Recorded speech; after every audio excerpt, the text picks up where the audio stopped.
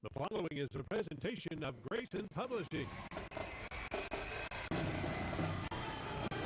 Ladies and gentlemen, it is football time in Texas. On the Howe Enterprise Sports webcast from HoweEnterprise.com. This is Howe Bulldogs Football. Howe Bulldogs Football, brought to you by Sonic of Howe, Scoggins Funeral Home, Bucksnort Barbecue, Howe Athletic Booster Club, Techway, and Meacham State Farm. Kiss him goodbye. It is touchdown time in Texas. Also brought to you by Knight Furniture, Independent Financial, Michelle Castle Guild Mortgage, Star Auto Body, Juan Enciso, Farmers Insurance.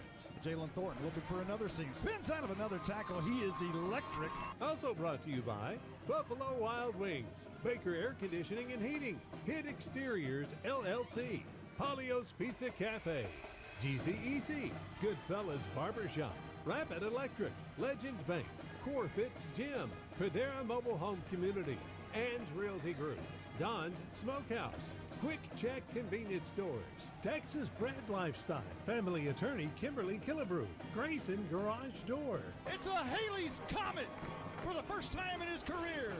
Now let's open the Polio's Pizza Tailgate Party and join the voice of the Howe Bulldogs, Bonnie Walker. Finally, dogs. It's opening night of the high school football season across the state of Texas, at least for small schools. But most importantly, it's opening night for the Howe Bulldogs and their fans, coaches, and players. Not everyone can get a ticket during these topsy-turvy times, but if you close your eyes, you can still hear the sounds of the stadium. Stephen Ober. Chase Fountain to Alex Torres. Ryan Ross. Tonight, Howe brings their young, talented, skill position offense to Callisburg, where they played last back in 2016. Howe won that night 44-7 and found out after the game that their playoff seeding had improved. Tonight, a brand new season, and 2020 is coming into focus. Sit tight. No more socially distancing from the pigskin. It's football time in Texas. You're listening to the Polio's Pizza Tailgate Party. Justin, Bucksnort Barbecue in downtown Van Alstyne is closing in on an all-time record. They have given away 37 free birthday buffets so far this month. That's where all you have to do is show your proof of age and get a free Bucksnort Barbecue buffet for your birthday. They even include the drink. Well, from this angle, they'll keep that offer 5 days before or 5 days after your actual birthday. It's birthday time in Texas. Oh, geez. Stop saying everything's in Texas. Well, Bucksnort Barbecue is in downtown Van Alstyne, Texas. Hello, Howe Bulldogs. This is Coach Joey McQueen, Farmer Bulldogs head coach and athletic director. Vic and I still love the dogs and ask that you show your support by joining the Howe Athletic Booster Club. Their mission is the same today as it was in the 90s. They support all Howe athletes, girls and boys, middle school and high school. It's only $25 to become a member. From the alumni to the current fans and parents, we ask that you back the dogs and become a member today. Go visit the Howe Athletic Booster Club on Facebook. Have a great year, Bulldogs. Hello, Bulldog fans. This is Juan Enciso, your local farmers insurance agent here in Howe. We're here to assist you with your insurance needs, including auto, home, life, business needs, and more. We're vested in the community because we are the only insurance agent in Howe. Our office is at 403 West Hanning Street, or we can be reached by calling 972-382-6121. We're also on the web at farmersagent.com/JEnciso. I have the knowledge and experience to help you better understand your insurance coverage options. Call me, Juan Enciso, at 972-382-6121. Independent Financial is proud to support Howe ISD and their hardworking students, teachers, and staff. We share your vision for a brighter tomorrow and a championship season. For every challenge, Independent Financial has you covered. Our team can suggest a wide range of financial products to make your personal banking fast and easy. Plus, we have the know-how to deliver the game-changing business banking solutions. Independent Financial, your community in your corner. Member FDIC, Equal Housing Lender.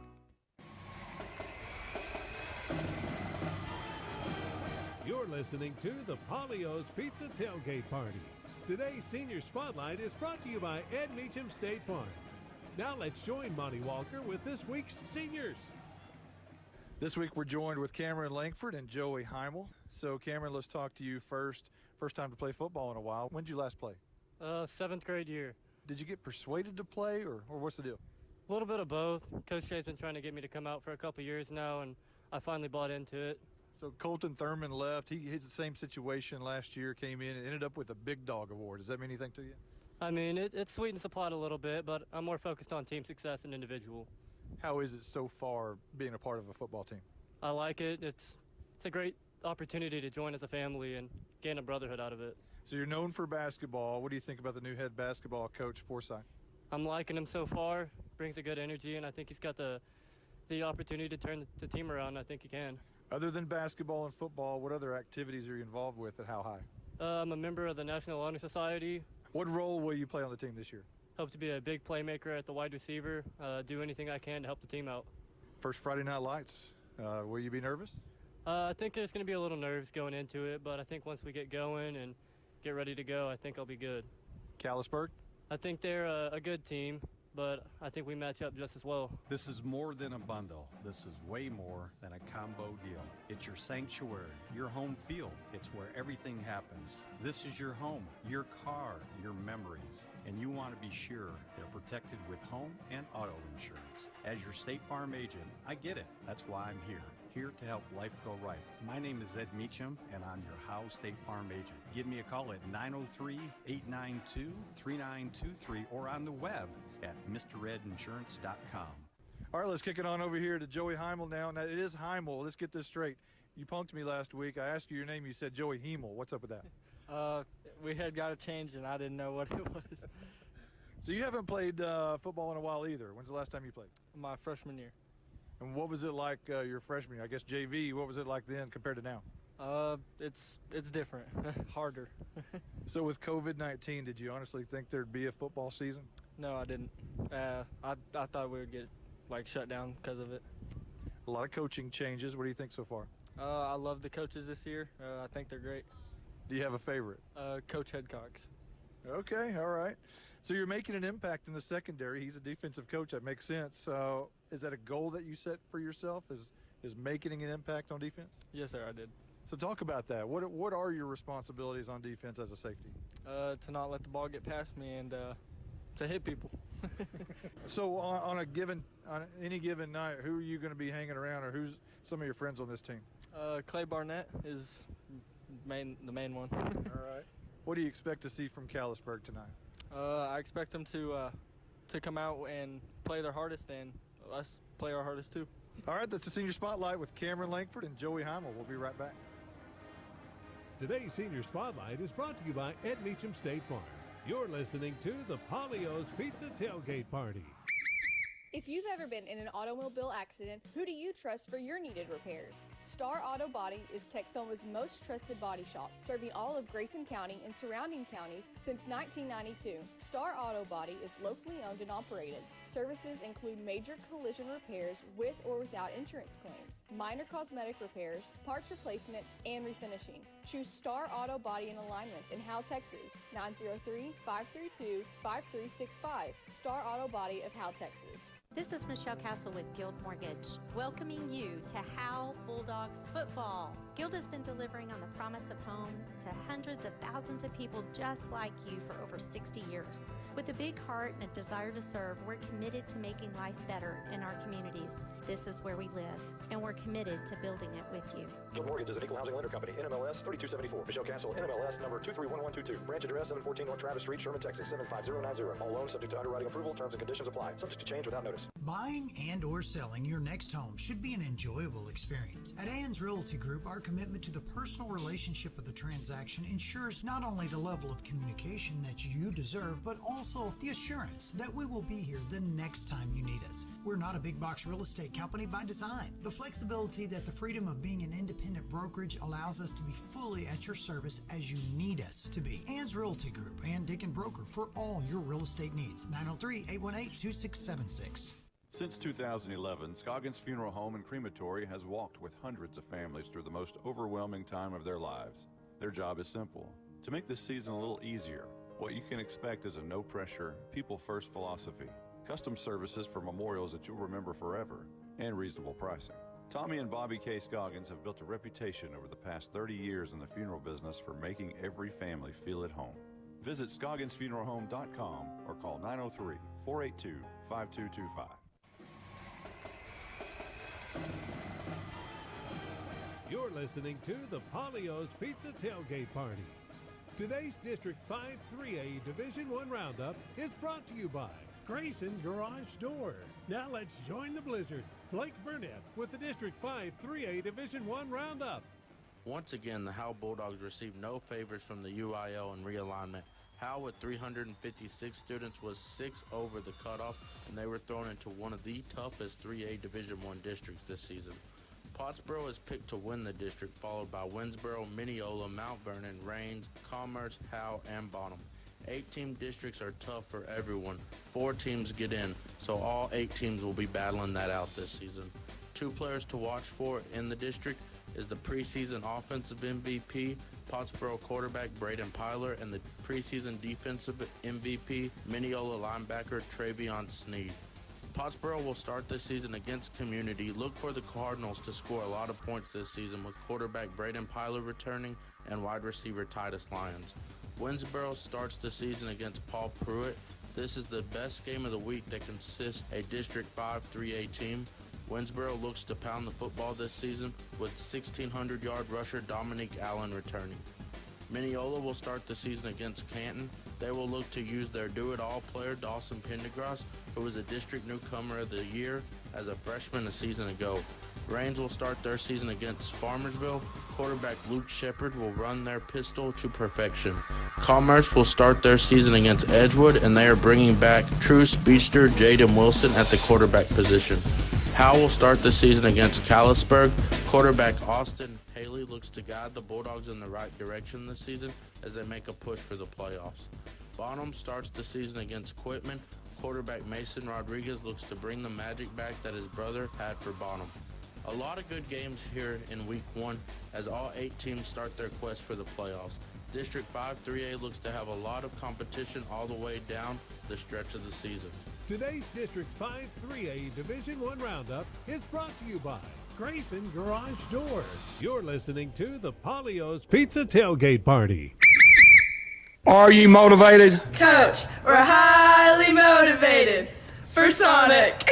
What? Coach, you know we're rough and tough, but sometimes we just need a burger, tots, and a shake. Oh my goodness. Well, if you're going to Sonic and Howe, pick me up some of those handmade onion rings. Yes, sir. Sonic of Howe is where you get great food and big smiles. It's not just good. It's Sonic good. Whoa, those onion rings really bring the hammer down. Cooler heads prevail in football, and for over 50 years, Baker Air Conditioning and Heating have been keeping the Bulldogs cooled off.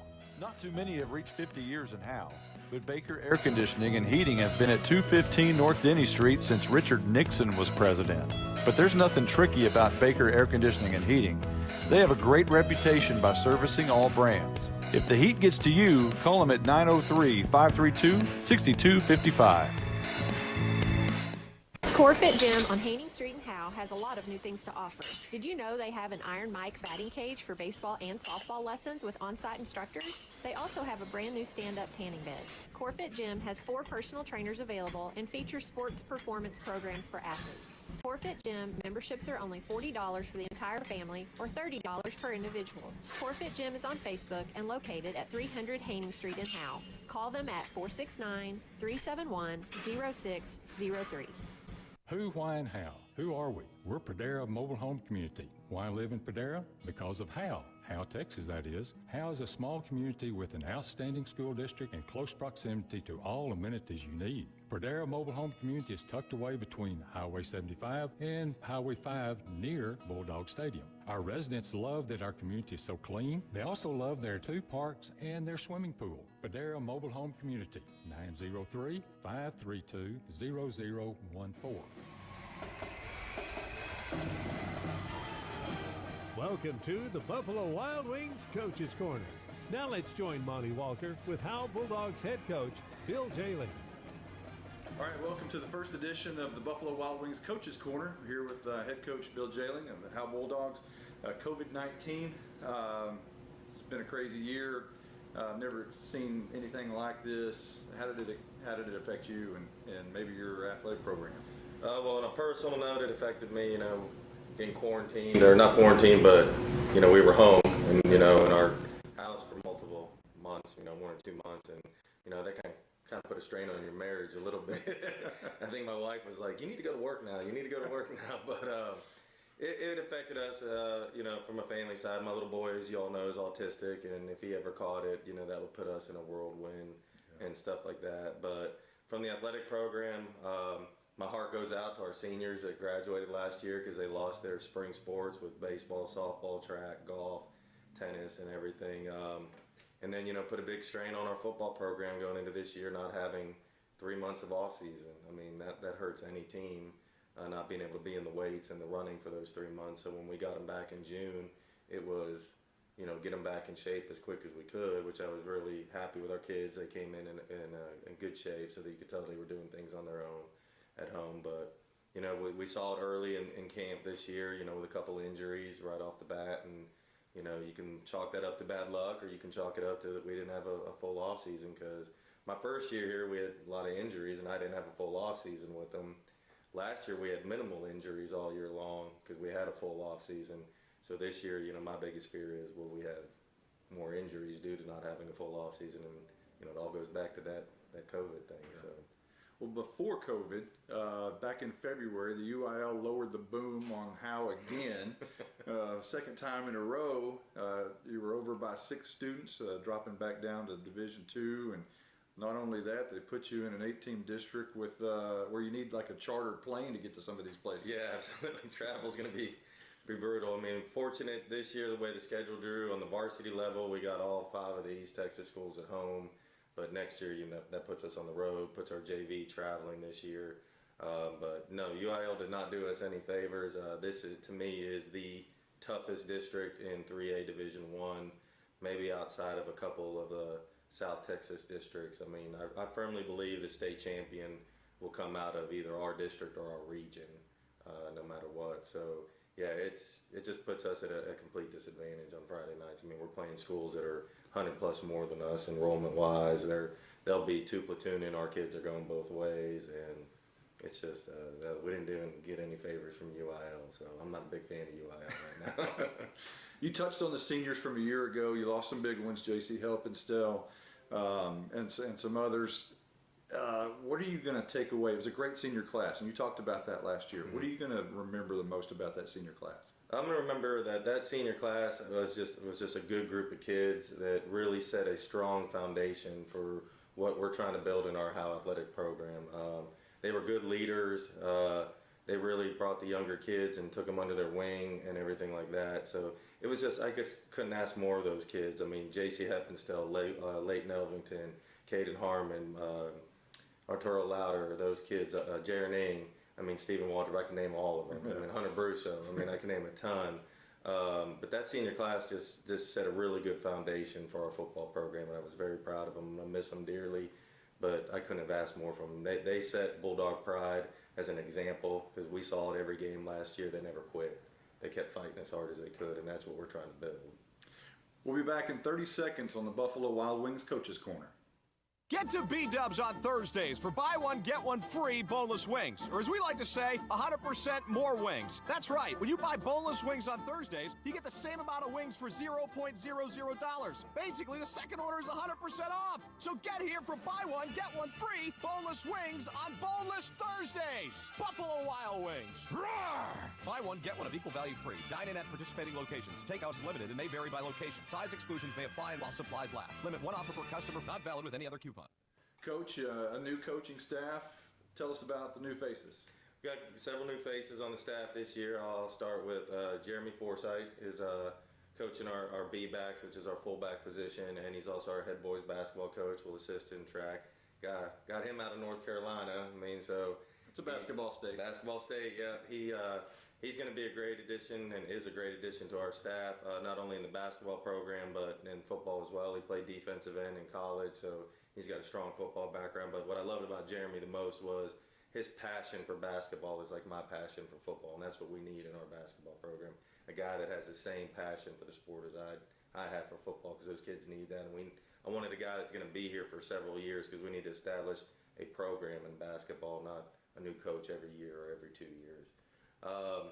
Hired Jeffrey Garrett, got him from Durant, Oklahoma. he is an outstanding coach. He's coaching. He's one of those guys that this year is doing 2 positions for us. He's coaching our inside linebackers and also coaching our X's and Y's. And he's just a great addition to the staff. Plus, he's a really good handyman. He can fix a lot of things. So I really am excited about having him on there. Next coach will be Mark Hedgecox. Came in, coached with Mark at J.J. Pierce, and him and I kind of grew up in the 3-3 stack mentality. And people think that we're a 3-3 stack team, but if you watch us in the scrimmage, we're really not. We go from a 3-man front to a 4-man front to a 5-man front and everything else. But where Mark is really helping me is in the back end with the secondary kids, and we're very young on the back end, so he's really doing a good job with them. But he's an outstanding coach. We'll also be an assistant basketball coach, assistant baseball coach as well. Going through the list here. Drew Murray. I grabbed Drew Murray up last year about Christmas time, got him sold into coming to Howe. He was at Celeste, but he was at VA for 10 years prior to that, so I consider stealing him from VA, and that's always a win for us. But Drew is our offensive coordinator, be our head track coach, and also going to help with tennis. But he's done a great job with our offense. I mean, he came in and was meeting with me constantly, trying to figure out what's the best system for our kids. And then when the COVID hit, he was there every day with me on the Zoom meetings with the kids and everything else. So I'm real excited about Drew. He's a great, and plus he's an O-line guy. Whenever you get an offensive coordinator that's an O-line guy, that's always a plus. And the last coach is Brent Brecken. He's our assistant principal at the middle school, and he's assisting with junior high football, high school football, junior high basketball, and junior high track. And we got him from Maybank, and I have a lot of respect for Zach Hudson, who was here prior to us. And with Brent wanting to get into administration, Zach highly recommended him, and we value Zach's word. So he's going to be a good coach for us as well. So the new offensive coordinator, as you mentioned, Drew Murray, he brings the triple option. So when you hear that, a lot of people think, oh, that's Barry Switzer going to run the wishbone. It's not really like that, is it? No, we're a spread team. It's really a spread pistol is what we are, and we're still 2x2, 3x1. Tight end wing, things like that. And it's the triple option is our bread and butter with our plays and midline, but you'll see us do a lot of spread things with it. We're still running GT, we're still running zone, we're still running quarterback read plays, RPO games. But we didn't abandon our passing game by any means, and you can't with Austin. I mean, Austin we're truly blessed to have him as our quarterback. And, so we kept all our passing game in check and everything. So really we're like Gunner. Gunner's offense is what we're running. We went over and met with Jake Fizell, the head coach at Gunner, and I really give him a lot of props. He let us come over there, watch film with him, do everything. Because when I interviewed Drew was, a spread offense like we ran last year. But as we started evaluating what we had coming up and everything, we kind of went to this offense. And I'll be honest with you, it's the first time I feel as a head coach that we got an offense that fits our 7th grade team, our 8th grade team, our JV team, and our high school, our varsity team. So, I kind of feel now we got an offense in place for the first time that we can establish for the next 3 or 4 years. So you have a lot of, we've been talking about the youth movement for a number of years now, that the future's bright. They're coming. Well, some of them are starting to trickle in, and you've got a lot of sophomores and talented sophomores. We do. We have a lot of sophomores starting on the varsity this year, or that'll get a lot of significant playing time, and that's always a good thing. And it's a bad thing just because it's going to take them 2 or 3 games to get used to the speed of the game and Friday night lights and everything else. But we do have a very young team, so we are going to go through growing pains, and you guys will see that through the first couple games. Mistakes will be made, not because the kid is playing bad. It's just that they're young and inexperienced, and they got to catch up to that. But yeah, we have a very young football team, but we do have a strong senior class. We still have 16 seniors on our roster. But a lot of those seniors, this will be their first Friday night football game tomorrow night, or tonight, excuse me. But also there's 3 or 4 seniors out there that haven't played football in the past that I've gotten to come out and play football. Like Joey Heimel hasn't played since his freshman year. Caleb Walmern hasn't played since junior high. Colby Taylor, hasn't played since junior high. If he even played at all in junior high, I don't know that. But we got 3 seniors right there that are going to have significant. 2 seniors and a junior. They're going to have significant playing time for us. But this is their first time playing football, and in several years. You seem to have a knack at that. You know, Thurman and Brusso last year, you know, got the awards at the end of the year. So maybe we'll see that again from some of those newcomers. Yeah, absolutely. Callisburg had a down year last year, 0-10 on the season. So they went out and hired one of the best head coaches in North Texas, and Eddie Gill, big track record there. How do you think he will affect their program, and what do you expect to see from them tonight? Coach Gill is an outstanding coach. You know, I first met Coach Gill back in 2005. I was a middle school scout in Frisco and went up to scout Whitesboro, and to this day I still remember Eddie Gill coming out and bringing our coaching staff that was there, Dr. Peppers, and just hanging out with us while we were waiting for the trade film, because that was back in the VHS days and stuff like that. But I just have a ton of respect for Coach Gill. He'll do a great job over there, and you can see the improvement just on film when I watch their scrimmage. He's definitely got them going in the right direction, but he'll have them moving. I mean, he'll have them playing. They're going to be prepared to play tomorrow night. That's no doubt, because he's just an outstanding coach. We match up very well with Callisburg, I believe, skill-wise.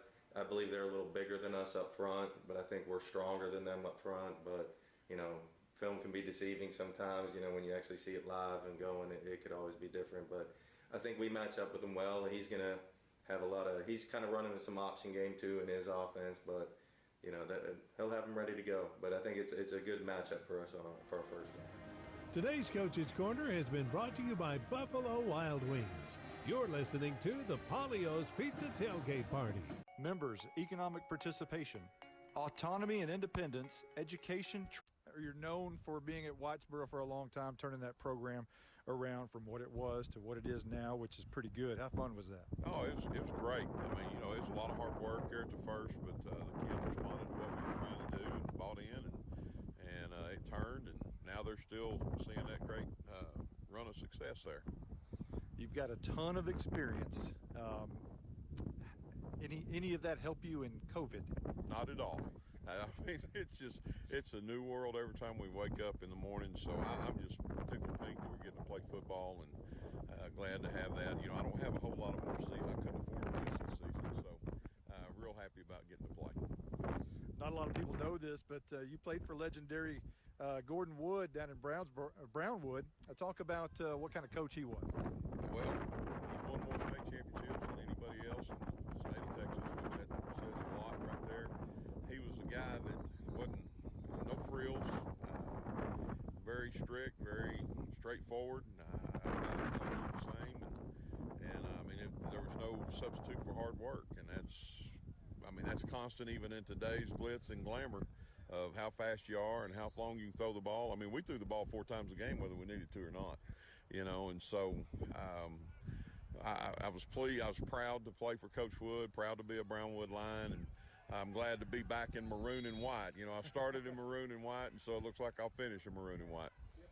So one thing he did was wear the coat and tie on the sidelines all the time. You've done that for a long time, kind of tribute to him, I believe. Are you still doing that even in August?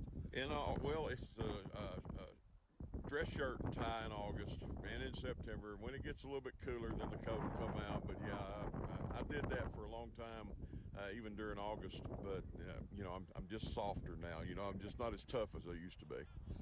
Wildcats had a rough year a year ago before you got here, and I guess it's your job to turn them around just like you did Whitesboro. Well, the kids are buying in. You know, they're working hard. I mean, we do. We have a lot of work to do. Coach Jack and his staff did a good job. They had some really unfortunate things happen. I mean, they averaged 5 or 6 turnovers a game last year, and so you can't hardly win a football at any level doing that. So, you know, we've got some things to get done, but the kids are working hard, and you know, we'll see how it goes. All right, that's legendary head coach Eddie Gill for the Callisburg Wildcats. The Opposite Corner is brought to you by Texas Bred Lifestyle. Show that you are Bulldog bred with one of our Howe Bulldog Bred custom hats. Visit Texas Bred Lifestyle on Facebook, Twitter, and Instagram. You're listening to the Polio's Pizza Tailgate Party.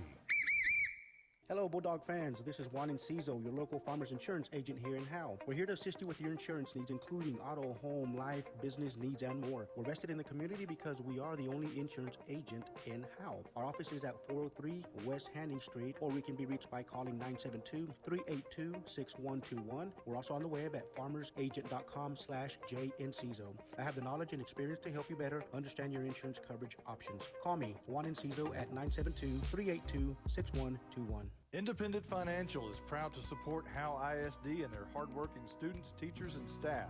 We share your vision for a brighter tomorrow and a championship season. For every challenge, Independent Financial has you covered. Our team can suggest a wide range of financial products to make your personal banking fast and easy.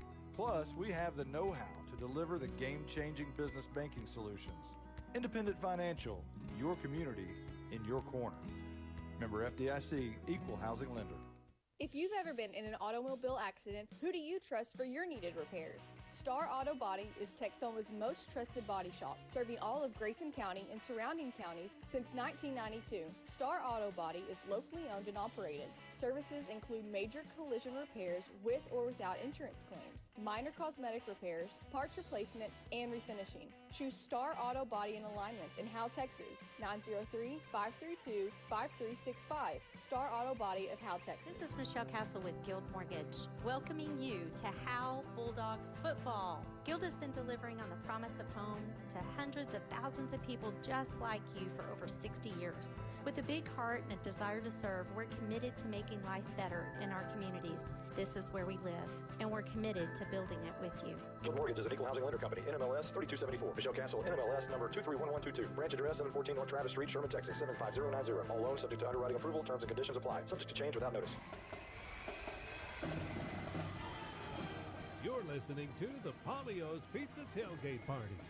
Today's Howe Bulldogs Flux Capacitor is brought to you by Quick Check Convenience Stores. Now let's join Monty Walker with the Howe Bulldogs Flux Capacitor. The date, August 28th, has been the season opener twice before in Howe Bulldogs history. Each time has seen the Bulldogs win. In 2009, Howe opened at Blue Ridge with a 27-9 win, and in 2015 beat Bonham 41-14 at Bulldog Stadium. Jaden Matthews scored the Dogs' first touchdown of the season that night for a team that would play in the area championship. Howe's opponent tonight is Callisburg, who the Dogs have handled nicely since the opening game in 1967. Howe has a 10-3 record versus the Wildcats and has outscored them 326-205 in the series. Howe's losses came in that initial game in 1967 and in 2006 and 2007. The Dogs have currently won 4 in a row against Callisburg that dates back to 2010. The high water mark for Howe was a 50-0 win in 1991. The low water mark was a 63-6 loss in 2007. Howe head coaches Buck Smith, Jim Fryer, Joey McQueen, and Zach Hudson each beat Callisburg twice in their eras. In the first ever matchup, the Wildcats' Ronnie Morrell scored the first touchdown in the series on a 9-yard quarterback keeper. Howe's Tommy Robertson scored the Bulldogs' first points in the series on a 3-yard touchdown run. The largest margin of victory came in 1991, when the soon-to-be district champion Howe Bulldogs featured one of the best defenses in school history and allowed Callisburg only 52 yards of total offense in a rain-soaked evening in the Upper East Side of Cook County.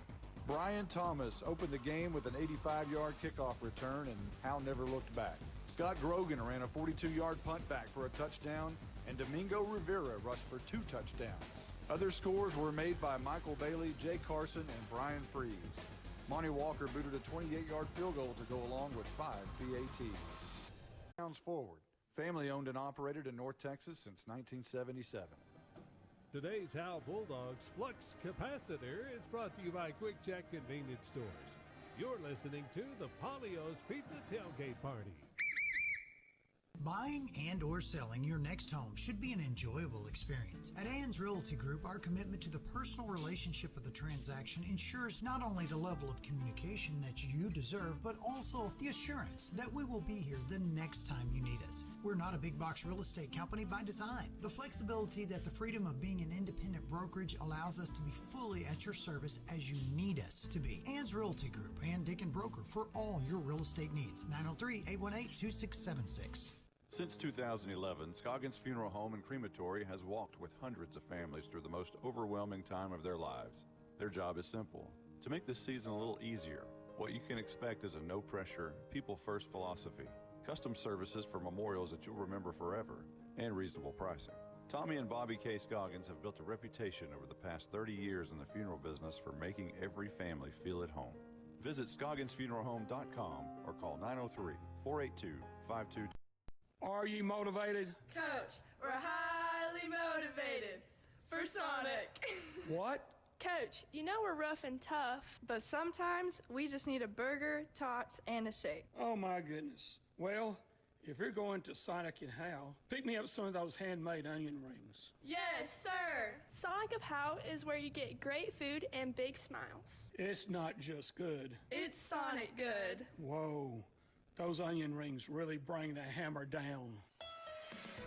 Cooler heads prevail in football, and for over 50 years, Baker Air Conditioning and Heating have been keeping the Bulldogs cooled off. Not too many have reached 50 years in Howe, but Baker Air Conditioning and Heating have been at 215 North Denny Street since Richard Nixon was president. But there's nothing tricky about Baker Air Conditioning and Heating.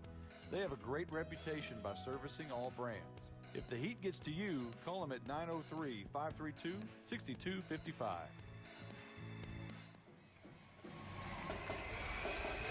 On the Howe Enterprise Sports webcast from HoweEnterprise.com. This is Howe Bulldogs Football. Today's scene setter is brought to you by Baker Air Conditioning and Heating, proud partner of Bulldogs Athletics.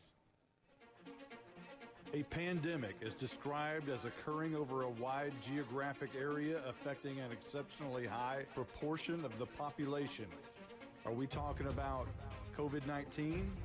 Or are we talking about high school football? Screen pass. Thornton spins out of a tackle, has a first down, inside the 10, to the 5. He won't quit. He's in. Oh, my goodness. I don't believe it. It's touchdown time in Texas. Whether your mask is half full or half empty, it's been a while since the Dogs have returned this many talented players. Haley wants to throw again, and he's got a wide open Jordan Jones, and you can kiss him long gone goodbye. Tonight, the season begins. The last time Howe played Callisburg, it was dog biscuits for everyone. This could be 6, 15, 10, no flags. Oh, mama! He took it to the house Just right when they needed it. It's time for the 77th season. It's the 2020 season opener. It's the Howe Bulldogs and the Callisburg Wildcats. Here we go, live from the Upper East Side of Cook County. It's Howe Bulldogs football, and it's football time in Texas.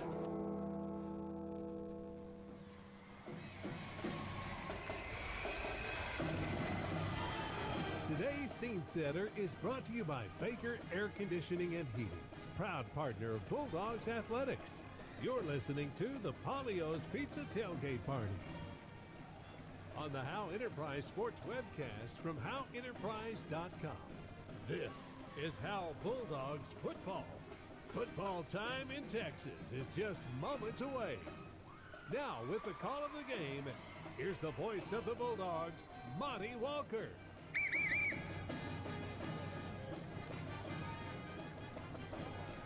Well, if you can't get up for this, it's high school football. When you didn't think there was going to be high school football, man alive, you got to be excited. I know I am. And COVID, I don't like you, but we're here tonight, Justin White, and I can't wait to get going. Head linesman Bill Renshaw, line judge Caleb Shipman, I tell you, back judge Josh Burns. I haven't seen live action of any high school sports since the girls' regional finals, so I'm ready to see something here tonight, see some hitting going on, and it's a beautiful night for football. You know, I shared a picture earlier of John Belushi with his sunglasses and his hair slicked back. Justin's got that look going. Yes, He's got his John Belushi glasses on up here. It's hot. We understood it was about 106 degrees at one point when we pulled up here. It's not that bad right now. Sun's about 4 inches off the ground as far as I can tell. But it's still a little warm up here. It's a little stuffy. Caroline Slauson is down on the sideline somewhere. For our first night furniture sideline report of the year, is she? I don't see her. Hi. Hey. Oh, whoa, coming in hot. Sorry. Yeah, that's all right. Hey guys. What's going on? Hey, Dawn just down here talking to the band. They're getting all nice and 6 feet apart, so it's great. But it's a hot one down here. 100 degrees here at the Berg, and the high is 100, low 78. So hopefully we'll get there soon. Yeah, I hope so. And she said the Berg, across the way on the other side of the field, the field house over there, they've changed it. It used to just say Callisburg Wildcats on the signs over there, and now they've changed it to Welcome to the Berg. Now, one thing about the Berg that we've noticed is the storm. A storm came through here a couple of months ago and completely destroyed one arm of the field goal post. They had to put one arm back up, and the scoreboard ripped it all the way down, so it's just laying on the ground. It's working. We do have a scoreboard, but it's at field level. It is. They're not going to air out the scoreboard tonight, right? So we have Justin White with us as color analyst again, Carson Grogan, our engineer, Blake Burnett doing stats, and we have Caroline Slauson, as you heard, doing sidelines all year long, and a new member of the crew, an intern for us, freshman Jake Roberts. So Jake, we interviewed him about 3 years ago when he was in 6th grade. We brought him on during the half, and to get his perspective. He's always wanted to be a sports broadcaster. So. Nice. He's up here with us trying to learn the ropes, and hopefully you learn the good habits and not the bad. But let's go over the starting lineups. This is the Hit Exterior starting lineup. And Justin, why don't you go ahead with Callisburg, and let me give you a little cheat right here. The slot is Barthold. Barthold, okay. Barthold, okay, so all right, go. Let's start from the offensive line. Starting at left tackle, probably should have been a Bulldog, Tyler Howe. At left tackle, left guard is Rowan Brown. At center is Justin Garner. At right guard is Jacob Weir. And at right tackle is Gavin Mercer. Playing the Z position, wide receiver, Carlos Mata, number 24. The X, wide receiver, Destin War. Let's see if I get this right on the slot here. Caleb Barthold that you just gave the hint to. Joseph Cerna at fullback, at running back, Brandon Trammell, and at quarterback, number 12, junior Jake Pollard. And he'll be out of the pistol most of the time tonight. They do have a tight end that they'll run out there as well. Yeah, it's Colton Rohrball. He's number 45, so I may call him Colt 45. I don't know if that's politically correct these days, but Colt 45 we'll go with. So let me start with the Howe Bulldog defense. Up front for the Bulldogs will be Jackson Adkins, Will Fleming, and Dakota Harrington in that 3-3 front, 3-3 stack look. But the linebackers will have a joker along with the 3 linebackers. And they are Bryce Crosby, Carson Daniels, Colby Taylor, and Ethan Lopez. The secondary tonight will be cornerbacks Jordan Jones and Jalen Thornton. And the strong safety Ryan Huff and the free safety Joey Heimel. They have 3 returning starters, which are Jordan Jones, Thornton, and Adkins. But they start 6 seniors, 2 juniors, and 3 sophomores. And Justin, how about the Callisburg defense? All right, starting on the defensive line. On the defensive ends, Will Fields and Hokie Deanda playing on the defensive ends. Defensive tackle are Joseph Cerna and Rowan Brown. At linebacker, middle linebacker Colton Simpson, weak side linebacker Carl Moore, and at strong side linebacker Braden Trammell. In the secondary at cornerbacks, Carlos Mata and Destin War. At the safeties, Jake Pollard and Kobe Montgomery at free safety. So for Howe on offense, Jackson Adkins, Raul Hernandez, Matthew Bearden, Jonathan Meneses, and Seth Key on your offensive line. Your wide receiver, Ryan Huff. Your quarterback, Austin Haley. Last year had 1,598 yards, 16 touchdowns, and we'll tell you where he is on the all-time list after only his freshman year throughout the game. Tight end is Colby Taylor, the wingback Ethan Lopez, the fullback Carson Daniels, and the halfback Jalen Thornton, who had over 1,000 yards rushing last year and 11 combined touchdowns to go along with 388 receiving yards. That is your Hit Exterior starting lineup. Hit Exterior is your hometown Howtown roofing company, roofing with the Bulldog pride, one shingle at a time. Opponent overview. Justin, you want to go over Callisburg a little bit? Well, what I can tell is we don't really know a whole lot, being it's Coach Gill's first game here. But what I can tell you is this team is starting out from the bottom, trying to build it from the ground up. They went 0-10 last season, and then you have bring in Coach Gill to try to rebuild this program after he rebuilt Whitesboro But I don't know if you've ever been around a coach or a team where they squeeze the most out of a player, out of a team. And now for the I think that's Callisburg what School Coach Hill song. is going to do with this team here. He's got a team coming in. They probably don't have the talent, don't have the horses as Howe, but they're going to run through a brick wall for him. They're going to play hard. They're going to play discipline. I know that's one thing that he's going to try to focus on. They averaged 5 to 6 turnovers a game last year, so that you're not going to win ball games no matter who you are. But I think it's going to be a hard-nosed team to play hard. Hopefully the Bulldogs be able to keep them off. You're going to see a lot of pistol formation from Jake Pollard tonight for Callisburg. The opponent overview is brought to you by Don's Smokehouse, the best jerky around, never using MSG, gluten, or dextrose, located in downtown Howe, and DonSmokehouse.com. The Howe Bulldogs overview, Coach Jailing back for his 3rd year as head coach for the Howe Bulldogs. He's 14-45 overall, 6-14 here at Howe. He's 45 years old, San Antonio, transferred to Pittsburgh, Pennsylvania as a youngster, and that's why he's a big Steeler fan and why Howe looks like the Pittsburgh Steelers of black and silver. And Howe went 3-7 a year ago. You'll still see the same type of offense from a year ago. They're going to throw it a lot. They're also going to run it a lot. They'll be very balanced, you would think, bringing in Drew Murray as the offensive coordinator. You'll see Austin Haley run a lot more than he did last year. It may not be a whole lot, but it'll be a lot more than he did last year. So offensively, Howe will be, you expect Howe to still be really good offensively.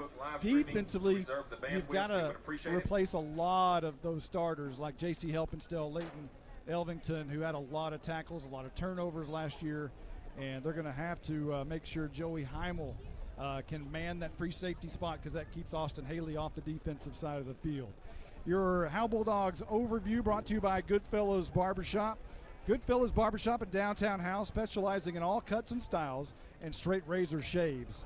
Experience the old school feel at Goodfellows Barbershop in downtown Howe. Let's do a final thought. So let me think about, we don't want to give expectations of scores, maybe perhaps, or predictions perhaps. Maybe you do. But Justin, go ahead and give me your final thought of this game before we get started. I think the Bulldogs will be able to put up a lot of points. You talked about all the returning starters that they have. I think the defense is going to be, I don't want to say the question mark, it'll be the unknown. We just don't know what to expect the defense. They're replacing a lot of people from last year. There's going to be a lot of youngsters on that side of the ball. But offensively, they should be able to stay in the game today.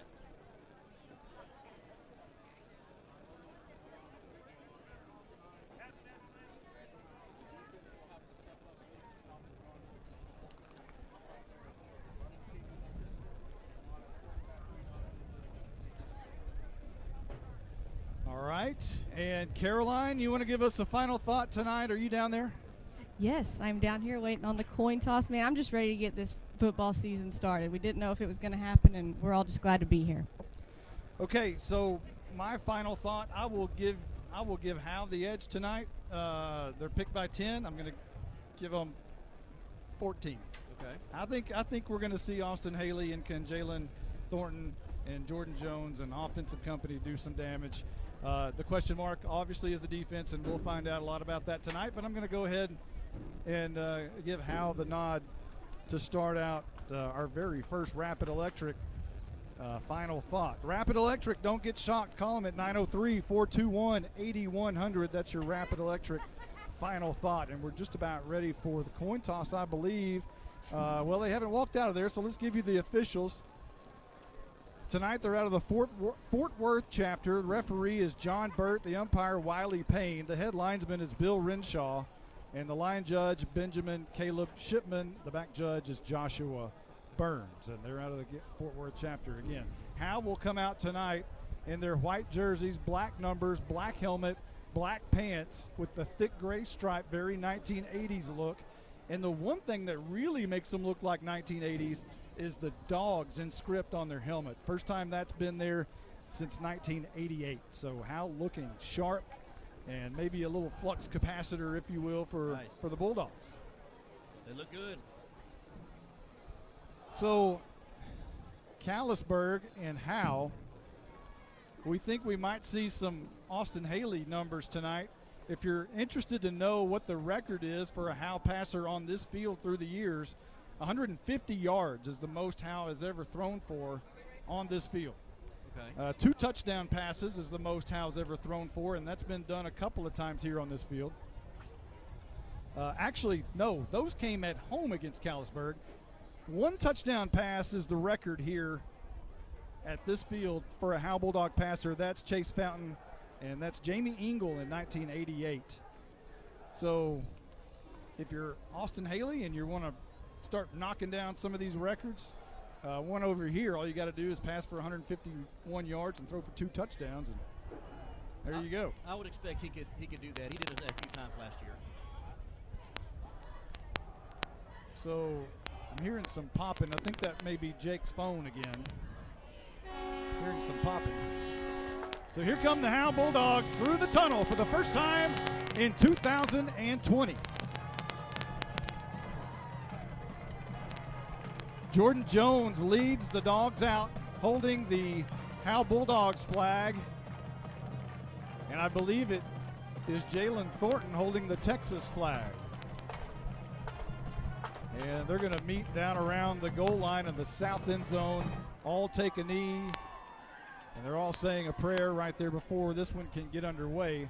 Again, Caroline, our Night Furniture sideline reporter, will have our coin toss live in the huddle here momentarily.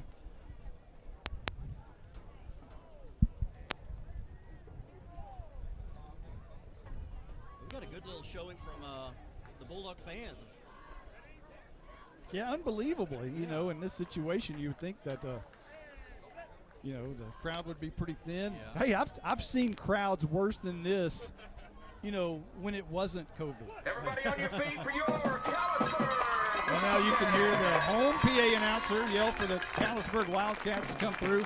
They're in dark gray pants, maroon jerseys with the dark gray matching over their shoulder pads, and they have white helmets with no logo.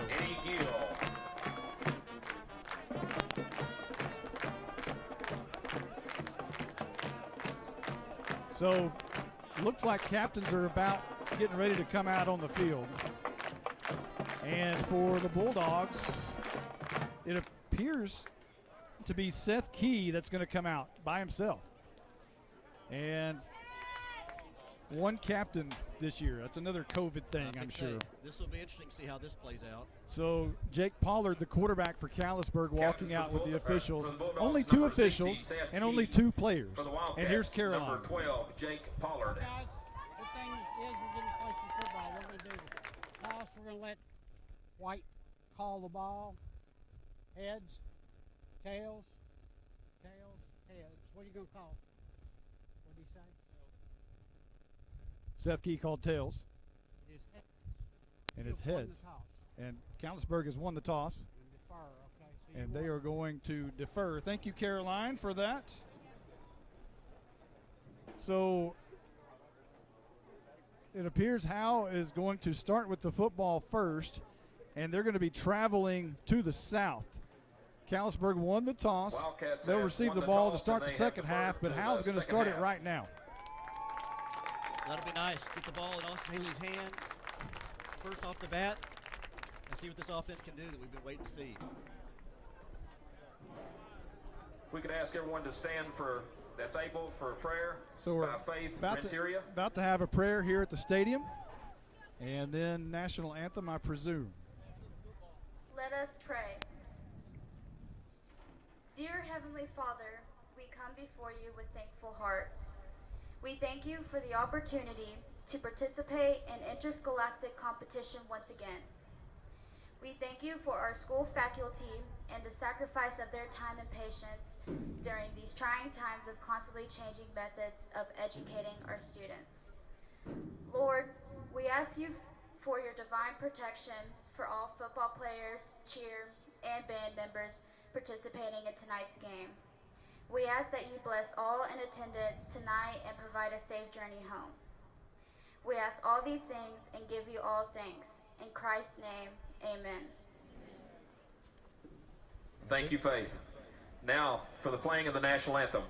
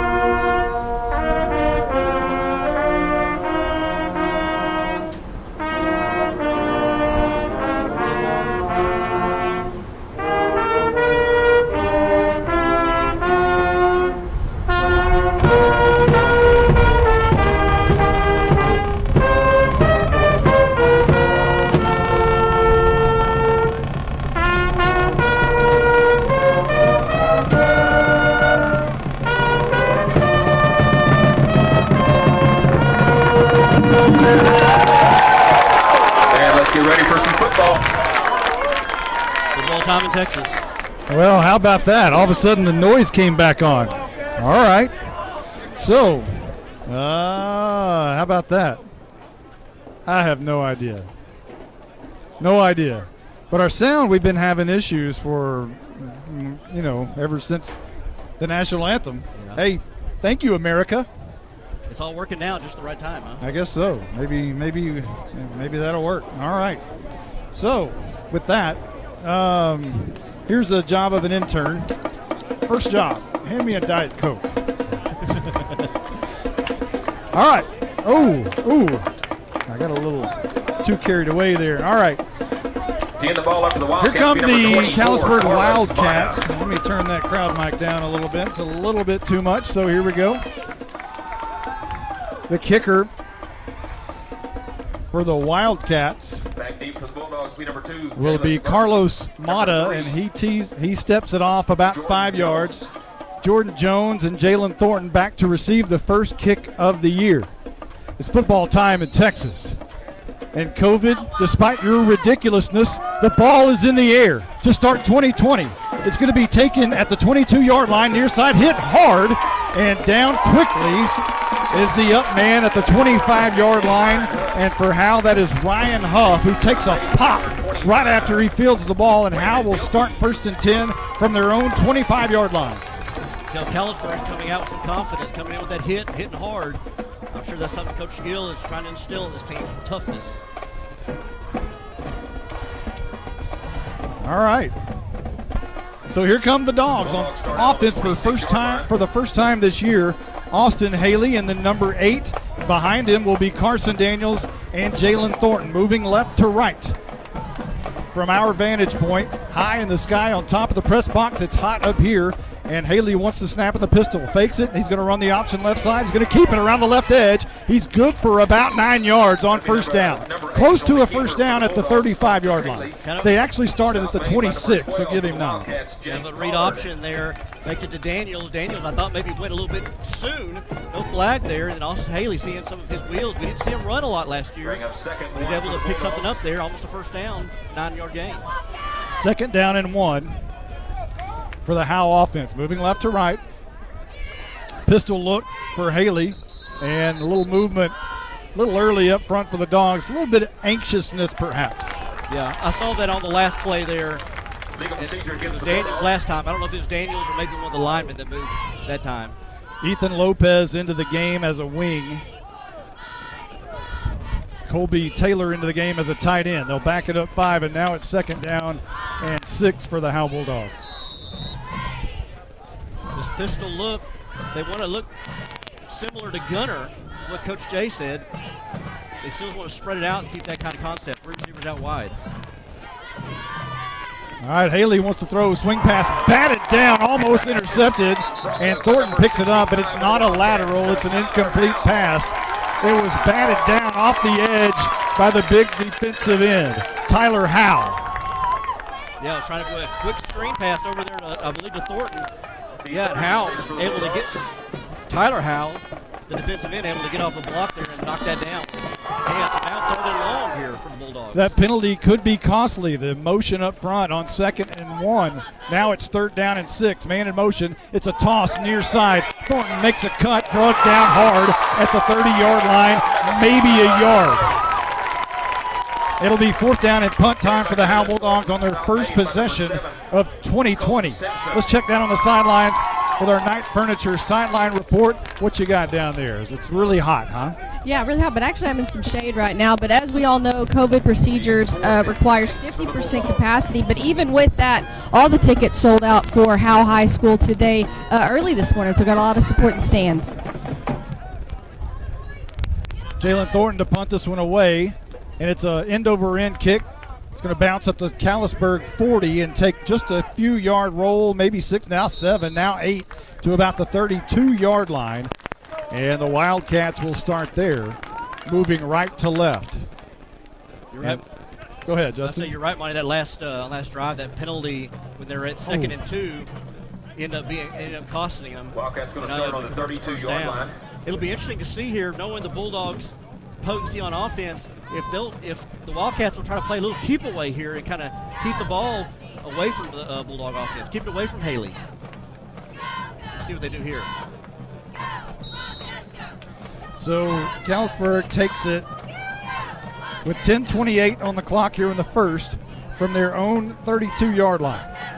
And this is Pollard wanting to throw. Now he's going to tuck it and run. He runs into Carson Daniels and drags Carson Daniels for about 3 yards after contact to about the 39-yard line. A pretty good pickup around the right edge for Pollard on the quarterback keeper. Pollard may be one of their best athletes here on this team. He rolls out to his right, saw nobody, tucked it and ran, and got him a pretty good gain there. Second down and 3 perhaps for Callisburg. And they're still discussing what play they're going to run. They run a true pistol close to the line of scrimmage, and now it's a pistol with an eye look. Man comes in motion. This is a toss. Right side, trying to find that outside edge. Flips over, may have a first down. Going to be very close to it as the running back Braden Trammell got the toss. And they do give him the first. Wildcat first down. Brought an extra tight end in there to help block and able to free up Trammell there on that right side. Show some of his speed and some of his power there as he added an exclamation point on the end of that run. Give him a first down. Ball at the 42-yard line. Callisburg moving right to left. 1st and 10. A little movement up front. It's the left tight end moves, and Colby Taylor made sure of it as he bumped him. Both 45s on the back of their jerseys ran into each other, so that's going to be against Callisburg. We're seeing both teams Defense a little anxious offside. there, trying to get off the ball. It's going to be against Howe. They're going to call that against Howe. Was that encroachment? Or I guess so. They're going to say that it was Rohrbaugh who we thought moved. I mean, he even grabbed his helmet in disgust, like he did something wrong, but apparently he didn't. It's against Howe. It's going to be 1st down and 5 now as Jordan Jones is out of the game. Caleb Ormond is in. And here comes a reverse to the near side. Big lane up the middle, 40, look out, 30, 20. Nobody's going to catch him. The first score of 2020 is a reverse on the other side of the field to number 65, Tyler Howe. The tackle eligible. Yeah.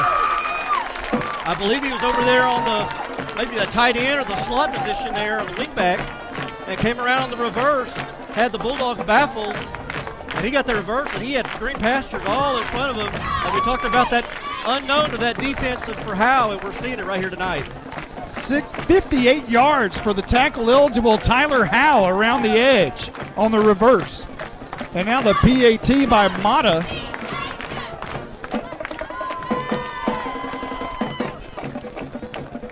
And the hold is on the tee. The kick is up. It's high enough. It looks like it's right down the middle, and it is.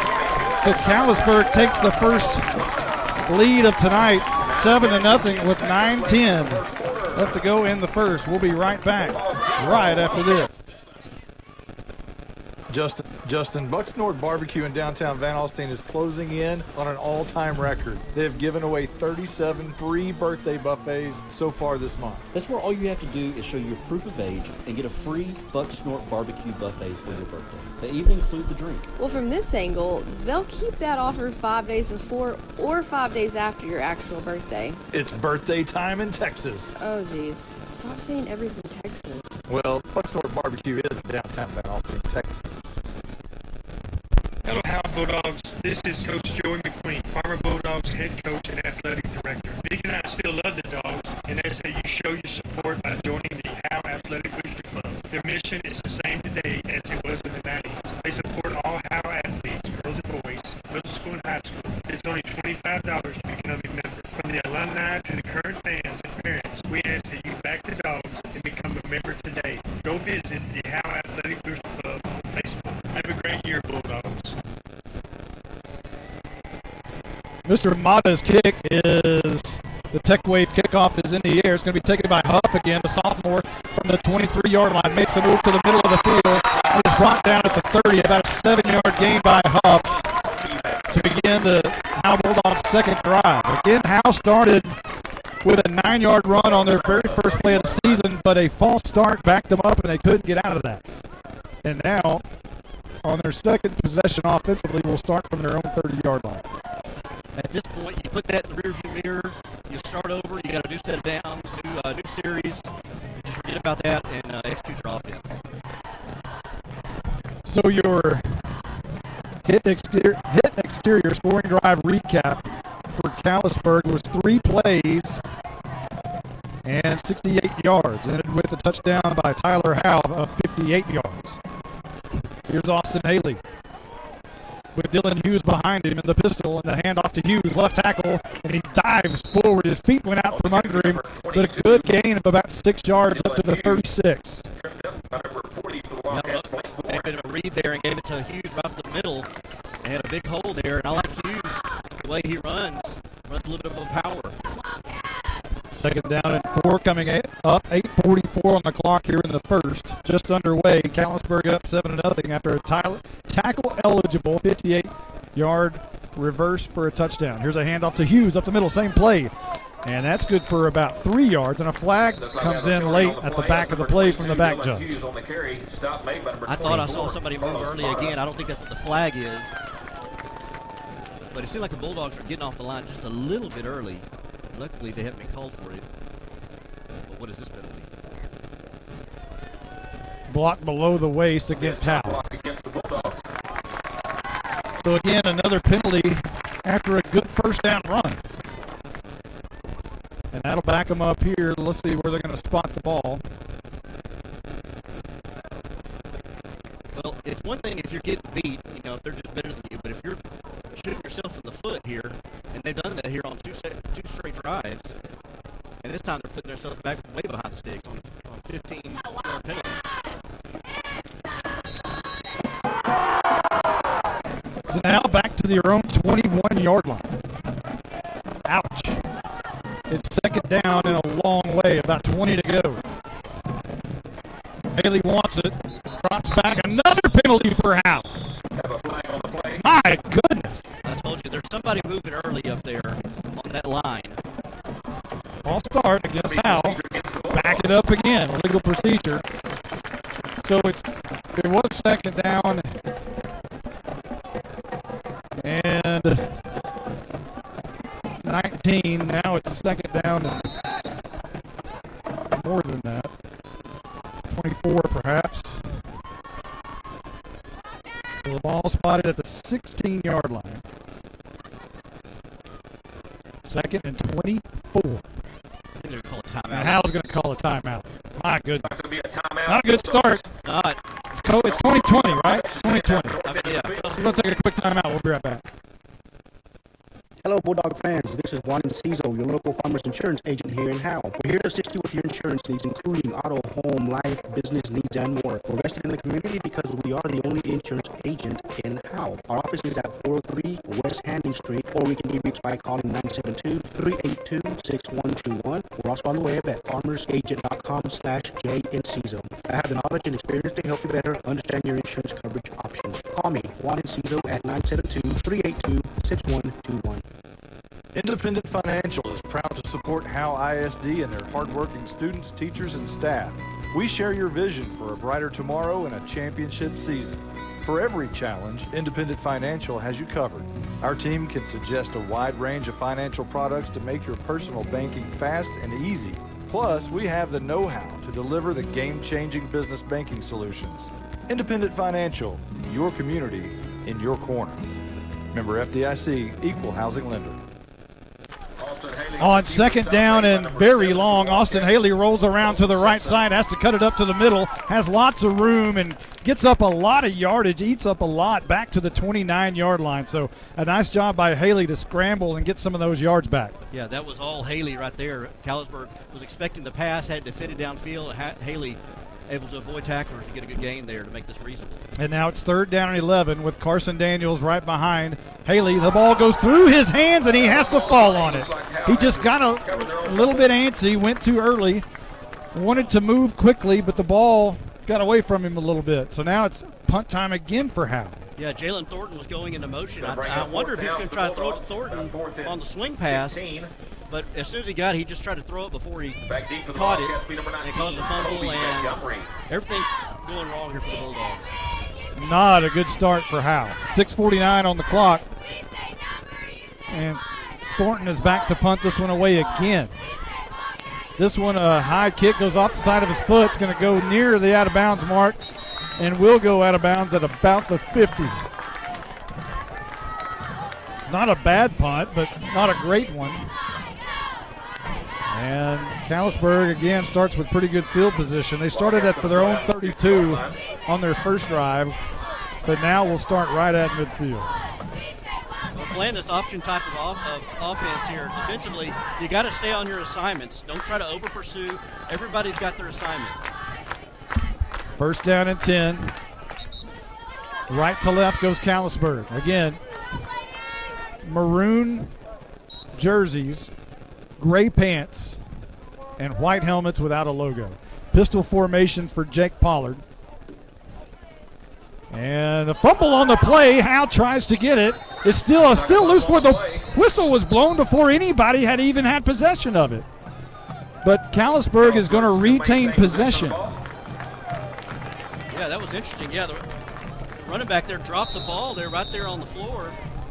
And the whistle came in before anybody could recover it. It was a bad exchange between Pollard and Brendan Kirk, the 5'7", 195-pound fullback. But as soon as the ball hit the turf, the whistles blew. It's game one for the officials, too. Yeah, I guess everybody's learning here. And there's a conference right now. There's a conference right now going on at about the 50-yard line. So the official's going to run over and talk to head coach Eddie Gill, who is in his shirt and tie. They're going to replay the down because maybe the inadvertent whistle, possibly. I'm not sure. Wow. Well, there was no gain when the ball basically went back to the line of scrimmage. But it would have been second down. Yeah. Okay. Yes. True. So it's still first down. I don't really understand this unless they're going to blame the official here. So here we go. 6:23 on the clock. First quarter. And there's a snap back. Pollard's going to keep it up the middle again. He's hit hard by Colby Taylor, who drives him backwards. But after a 2-yard gain across midfield to the 48-yard line. Read option there, and he took it up the middle there, and finally a little bit of life out of the Bulldogs there with a good hit there on Pollard. Made him remember that run there, only on 2-yard run gain. Colby Taylor hasn't played football in quite a while. He's a basketball guy, but made a big pop right there. Second down and 8 coming up for Callisburg. And a timeout's going to be called, I believe, by Callisburg. And it is. We'll take a quick one right quick. 5:50 on the clock. We'll be back right after this. If you've ever been in an automobile accident, who do you trust for your needed repairs? Star Auto Body is Texoma's most trusted body shop, serving all of Grayson County and surrounding counties since 1992. Star Auto Body is locally owned and operated. Services include major collision repairs with or without insurance claims, minor cosmetic repairs, parts replacement, and refinishing. Choose Star Auto Body and Alignments in Howe, Texas, 903-532-5365. Star Auto Body of Howe, Texas. Second down and 8 coming up for the Dogs. 5:50 on the clock. And Pollard and company come back out on the field. And it'll be another pistol formation. And again, this is the same look they had a moment ago when they fumbled with Brendan Kirk in at the fullback position. 3 receivers out wide to the right. And Pollard wants to roll that way, looking to set up the screen. Now the hammers it deep down the field. Wide open man is caught at the 5, rolls down. Outran his defender, Joey Heimel, and the receiver who brought it in was Grayson Thurman. Yeah, that was pretty much just a go route downfield. Pollard rolled to his right, threw it down there, and nice adjustment by Thurman to catch that basically with his fingertips falling down. Got behind the coverage, got behind Heimel, and if he wouldn't have fell down there and had diving for it, he would have gone into the end zone for a touchdown. It's now first and goal from the 5. And it's Kirk in the backfield along with Flanagan behind Pollard. An I formation, handoff. Oh, Pollard's going to keep it around the left edge, and he's in. Touchdown, Callisburg, and we didn't see this one coming. Eddie Gill, welcome to Callisburg. You've got 2 touchdowns to open the season. Again, a read option there, and Pollard, again, I said earlier, the best athlete on the field, keeps it for himself. They crashed in, thinking it was going to the running back, and Pollard keeps it and walks into the end zone for a touchdown.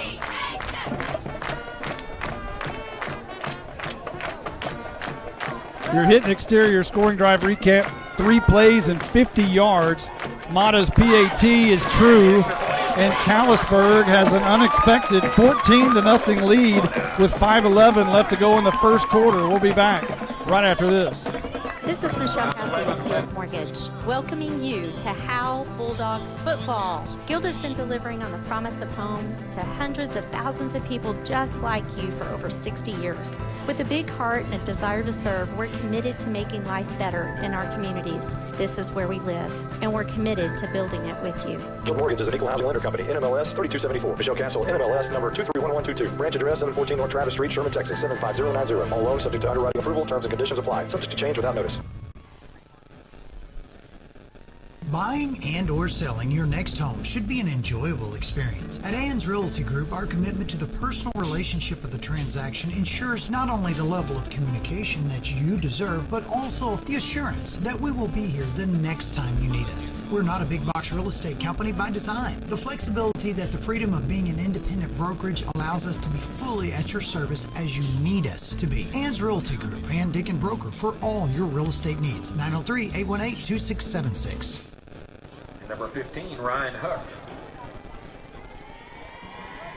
So Mata to boot this one away to Huff again, but they boot it past Jordan Jones and Huff lets it roll in the end zone. A very smart move by the sophomore. They switched positions and put Jordan Jones where Huff was. They were kicking it straight to Huff each time on the first 2 kicks. They switched Huff and Jordan Jones, and they booted it deep this time to Huff. So they're trying to find the sophomore on the field and make him work, but the sophomore thought pretty nicely right there and let it roll into the end zone. Dangerous, but a good move. Yeah, I think so. He got all around it, wanted to pick it up, and then let it roll in the end zone. And me and Blizzard were over here like, pick it up. You might want to win in the end zone, but remembered it goes to the end zone, it's a touchback. It's going to be offsides against the Wildcats on the kickoff. So finally a penalty against Callisburg, and it'll be offsides against them. Howe's going to have it at the 30. Blizzard pointed out to me earlier last drive, the Bulldogs have already racked up 30 yards in penalties. Wow. And we're 5 minutes left in the first quarter. 5:07 left to go in the first quarter. Howe trails 14-0, has the ball moving left to right from their own 30-yard line. Haley digs it out the snap. He's going to be sacked in the backfield, brought down at the 25-yard line. A loss of 5, and Howe is going nowhere tonight offensively. Yeah, he dropped back there, and that play didn't look right from the beginning, and the blocking up front wasn't much better. Like a loss of 4 on the play. And then Haley, I think, just knew he was going down, went ahead and took his loss and lived to see another day. So second down and 14 is Howe's had second and more than 10 a lot tonight. And here's a handoff up the middle, and that's Carson Daniels, and that's a good run up to the 35-yard line, a gain of 9. So far, the fullback dive up the middle has been pretty good. I was about to say, I was like, keep kind of hitting that interior line there. We saw a run there by Hughes. We've seen a run there by Daniels, kind of your bigger backs. And also you got to respect the run, the reverse or the swing pass there. You see Thornton who's going in motion. You got to respect him on the outside. 3rd down and 5 coming up for Howe. Man in motion. A high snap. It gets away. This could be trouble. It's going to be recovered by Tyler Howe of Callisburg at the 20-yard line. The man who scored a 58-yard tackle-eligible reverse for a touchdown earlier in the game now comes up with a fumble recovery on a high bad snap. I want to say this in the pregame. Again, chance to. Coach Gill is trying to instill some toughness, and Howe is probably favored in this game, but Lord help the Bulldogs if Callisburg figures out they could beat this team. And right now, they're beating the Bulldogs. But Howe's beating themselves. Yeah, true. Well, offensively, though, the Wildcats are doing what they need to do, too. Callisburg has the ball at their own 21, at the Howe 21-yard line. Pollard wants to throw. steps back, sets up the screen. And that's Montgomery coming left side, getting a block from Mata. He gets cut off, makes a move with a 5. He's in for the touchdown. All of a sudden, it's 20-0, and there's 3:44 left to go in the first. Callisburg on top, and here comes the PAT. My goodness, nothing to cheer about if you're a Bulldog fan so far tonight. Not one thing, maybe a 9-yard run. Yeah, Joe breaks screen right there. Give it to Mata. He gets blockers downfield and uses athleticism to weave through the secondary of the Bulldogs and go in for the touchdown. And the Bulldogs are shell-shocked right now. So Pollard to Kobe Montgomery, one play, 21 yards on the hit exterior scoring drive recap. And Mata's PAT is up, and it's true. And Callisburg leads 21-0 in the first quarter with 3:44 left to go. We'll be right back right after this. Since 2011, Scoggins Funeral Home and Crematory has walked with hundreds of families through the most overwhelming time of their lives. Their job is simple: to make this season a little easier. What you can expect is a no-pressure, people-first philosophy, custom services for memorials that you'll remember forever, and reasonable pricing. Tommy and Bobby K. Scoggins have built a reputation over the past 30 years in the funeral business for making every family feel at home. Visit ScogginsFuneralHome.com or call 903-482-5225. Are you motivated? Coach, we're highly motivated for Sonic. What? Coach, you know we're rough and tough, but sometimes we just need a burger, tots, and a shake. Oh my goodness. Well, if you're going to Sonic and Howe, pick me up some of those handmade onion rings. Yes, sir. Sonic of Howe is where you get great food and big smiles. It's not just good. It's Sonic good. Whoa. Those onion rings really bring the hammer down. I tell you what needs to bring the hammer down is the Howe Bulldog offense. Get on the board right here as they're going to hopefully return the Tech Wave kickoff. Now, Jones and Huff have switched again. So Jones and Thornton will be back deep. And Huff is the up man. And Cooper Jones is the up man on the far side. The freshman. And there's a squib kick up the middle, a high bounce. Huff has it, goes straight down at the 32-yard line. Nice move. I'm sure that was planned. Huff, you get the ball, you get down. So Howe will start from their own 32-yard line, down 21-0 with 3:42 left to go in the first. Yes, I said 21-0. Yes. I think. Go ahead. The Callisburg Wildcats started on the scoreboard tonight with a 3-play, 68-yard drive on a 58-yard touchdown by tackle-eligible Tyler Howe. And then they scored moments later on a 5-yard touchdown by Jake Pollard, capping off a 3-play, 50-yard drive. And then moments ago, a 21-yard touchdown from Pollard to Kobe Montgomery after a fumble on a bad snap by Howe. And it's been ugly if you're a Howe fan. Left to right goes Howe. And Haley in the pistol. Drops back, and another flag. It's got to be against Howe. Wow. Was that 35 yards in penalties now? Procedure against the Bulldogs. Man, you probably heard the PA procedure against the Bulldogs. They'll back it up to the 29-yard line. Back it up 5, be first and 15. Howe just can't get out of their own way tonight. Really can't. Haley in the pistol, moving left to right. Carson Daniels into the game right behind him. 2 receivers either side. Haley wants to throw. Drop, step back, under pressure, ducks out of pressure, runs around the left, caught from behind the line of scrimmage.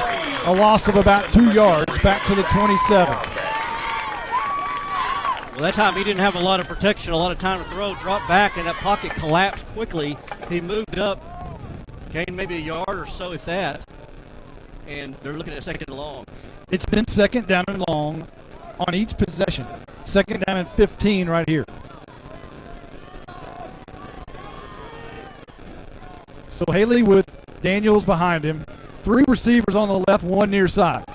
Haley wants to throw across the middle, has Taylor across the middle, and he's got room. He's got a first down at the 45-yard line near midfield. Bulldogs number 45, Colby Taylor, the basketball player, makes his first catch as a football player, and it's good for a first. And there's, for the first time tonight, signs of life.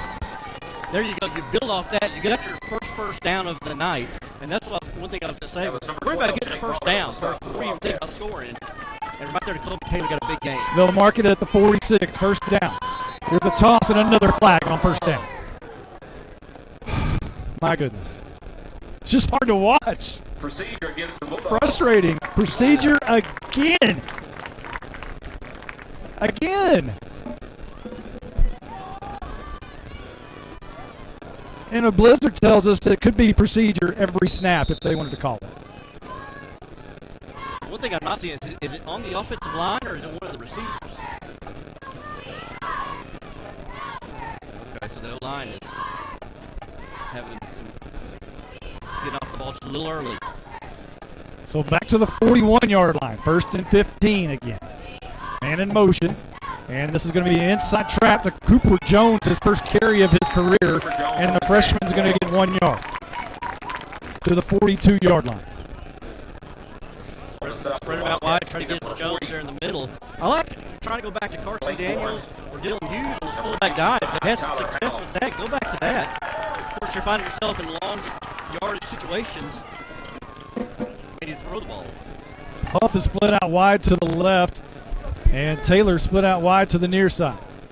Jones in the slot near side, and Daniels and Thornton. This is going to be Haley running the option near side. Thornton has it. He has to cut on a player. They played it nicely.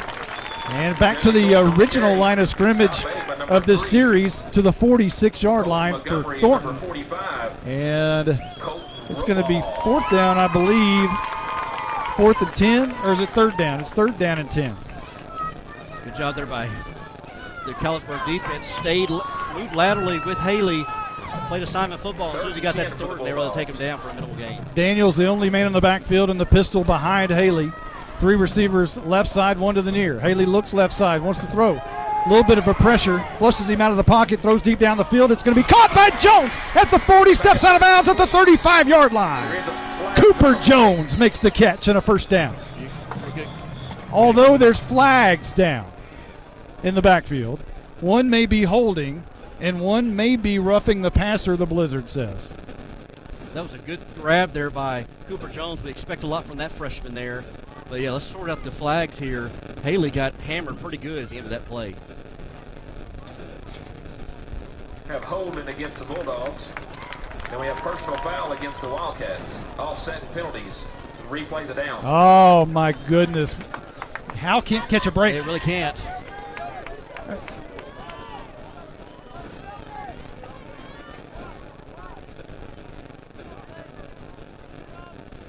I think that's his second. Jalen only touched the ball for the second time a moment ago in the first quarter on that run. But Cooper Jones had a nice grab right there. Got open really on accident. He ran into Jalen Thornton on that play, which sprung him free. The defender took Thornton, and he went out by himself. So it's third down and 10. We're going to replay it again. An I formation behind Haley in the pistol. As everybody's tight, no receiver out far left, but Ryan Huff is put out far to the right. Jones in the slot. And an I formation. Haley on third and 10. Wants the ball in the pistol. And he gets it. He's going to hand off to Carson Daniels, who rumbles up the middle past the 50-yard line. And it's going to be fourth down and about 6 for Howe. We'll check down on the sideline with our Night Furniture sideline reporter, Caroline. What's the mood down over there? It's been ugly. For the Bulldogs. Yeah, it is. It's not as lively as it was before, but we're hoping that will change pretty quick. Yeah, it's been ugly so far. So 21-0 for Callisburg in the lead. And I think that's going to be the end of the first quarter. We'll see if he snaps it and gets it off. 2-1, he does. This will be the last play of the first quarter. It's a punt by Thornton. It's going to bounce at the 20. Pretty good punt. Will roll to the 10-yard line. And they'll say Huff touched it before the 10. They're going to say Huff touched it at the 13. I think he did. He accidentally touched it, apparently. So when we come back, Callisburg will have the ball on the north side of the end zone at their own 13-yard line. We'll be right back. Cooler heads prevail in football, and for over 50 years, Baker Air Conditioning and Heating have been keeping the Bulldogs cooled off. Not too many have reached 50 years in Howe, but Baker Air Conditioning and Heating have been at 215 North Denny Street since Richard Nixon was president. But there's nothing tricky about Baker Air Conditioning and Heating. They have a great reputation by servicing all brands. If the heat gets to you, call them at 903-532-6255. Corfit Gym on Haining Street in Howe has a lot of new things to offer. Did you know they have an Iron Mike batting cage for baseball and softball lessons with on-site instructors? They also have a brand new stand-up tanning bed. Corfit Gym has 4 personal trainers available and features sports performance programs for athletes. At Corfit Gym, memberships are only $40 for the entire family or $30 per individual. Corfit Gym is on Facebook and located at 300 Haining Street in Howe. Call them at 469-371-0603. Let's pause 10 seconds for station identification. You're listening to the Howe Enterprise Broadcast Network. You're listening to Howe Bulldogs Football on HoweEnterprise.com. Not a member of FDIC. Not an equal housing lender. Fake license number 8675309. Howe, Portland, Seattle. Okay, we don't have to do that, but it's kind of fun. All right, here's a handoff left side. That's going to be Kobe Montgomery, and he's going to be strangled behind the line of scrimmage. A nice play there to stretch it out by the defense, and it looks like Joey Heimel might have been in on that play. And maybe the second quarter will be better than the first. I don't want to say this is the ball game here, but this is a key series here right now for the Bulldogs to get a stop here. You go down, you're down 21-0. You go down 28-0, and you've got a big hill to climb. So it's important right here for this defense. This is a key series right now. 3 receivers out near side for Callisburg. 1 man in the backfield. Houghton jumps across, gets back, and now a flag is down. And a quick pass out to Mata on the far side, and he's knocked out of bounds quickly, but let's check the flag on the near side, as Howe might have been drawn off sides, and it might have been Colby Taylor. Offsides, defense. No, it's on defense, and I think I thought it was Bearden who drew offside, but yeah, go ahead. How many flags and how many penalty yards is that for the Blizzards so far? What do we got here? 7 penalties, 45 yards for against Howe. Callisburg has 1 penalty for 5 yards. And this is the Fort Worth chapter, by the way. So 2nd down and 12 coming up for Callisburg, moving left to right. And Pollard is going to hand off up the middle, hit hard at the line of scrimmage, and he's going to be slammed down there by Jaron Grisham, whose brother Tyler Grisham was a star here for Howe a few years ago. Tyler trying to make some magic of his own right there at the 18-yard line. All right, you got him in a 3rd and long here. 3rd and about 6. Pollard, handoff Montgomery, on a reverse coming the near side, and that's going to be Thurman picking up the first down on the reverse to the 25-yard line. So some trickery by Eddie Gill. We've seen a lot of reverses. We've seen tackle-eligible reverses. And, it's a lot of misdirection with this Callisburg offense. I think you're pulling out a lot of stops here, which Coach Gill's kind of like, we're going to keep you off balance. You don't know what's coming. Like I said, we're going to have tackles running it, reverses going every which way. And so far, so good. It's working. It's building a 21-0 lead. 10:09 on the clock here in the second. And Pollard wants it, gets it. He fumbles it a little bit. Throws out the screen pass, caught by Simpson. Comes down the corner to the 35 and swarmed out of bounds there, and a late flag's going to come in. Lopez pushed him out of bounds hard, and we'll see what the flag is. I think there's some frustration. And the officials are going to huddle about this one right about the 33-yard line.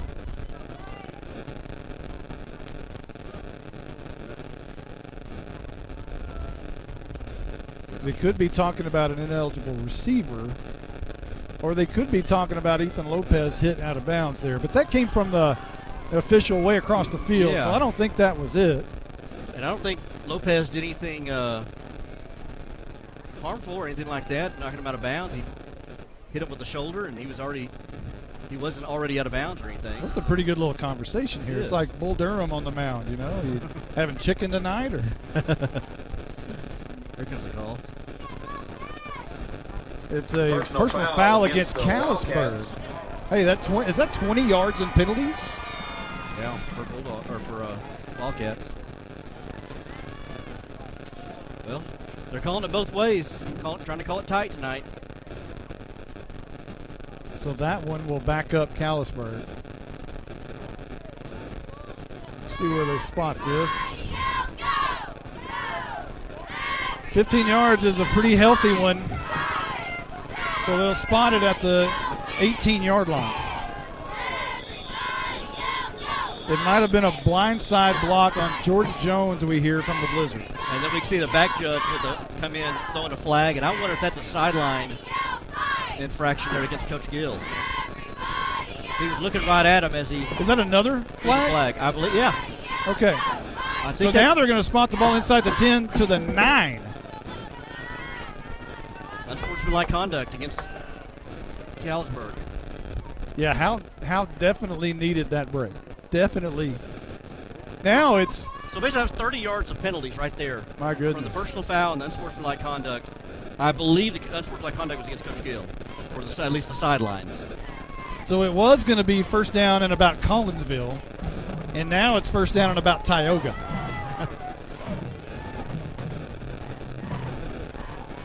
So first, let's see, they got to get to the 35 to pick up the first. Ball spotted at the 9. So Pollard will still be in a pistol look.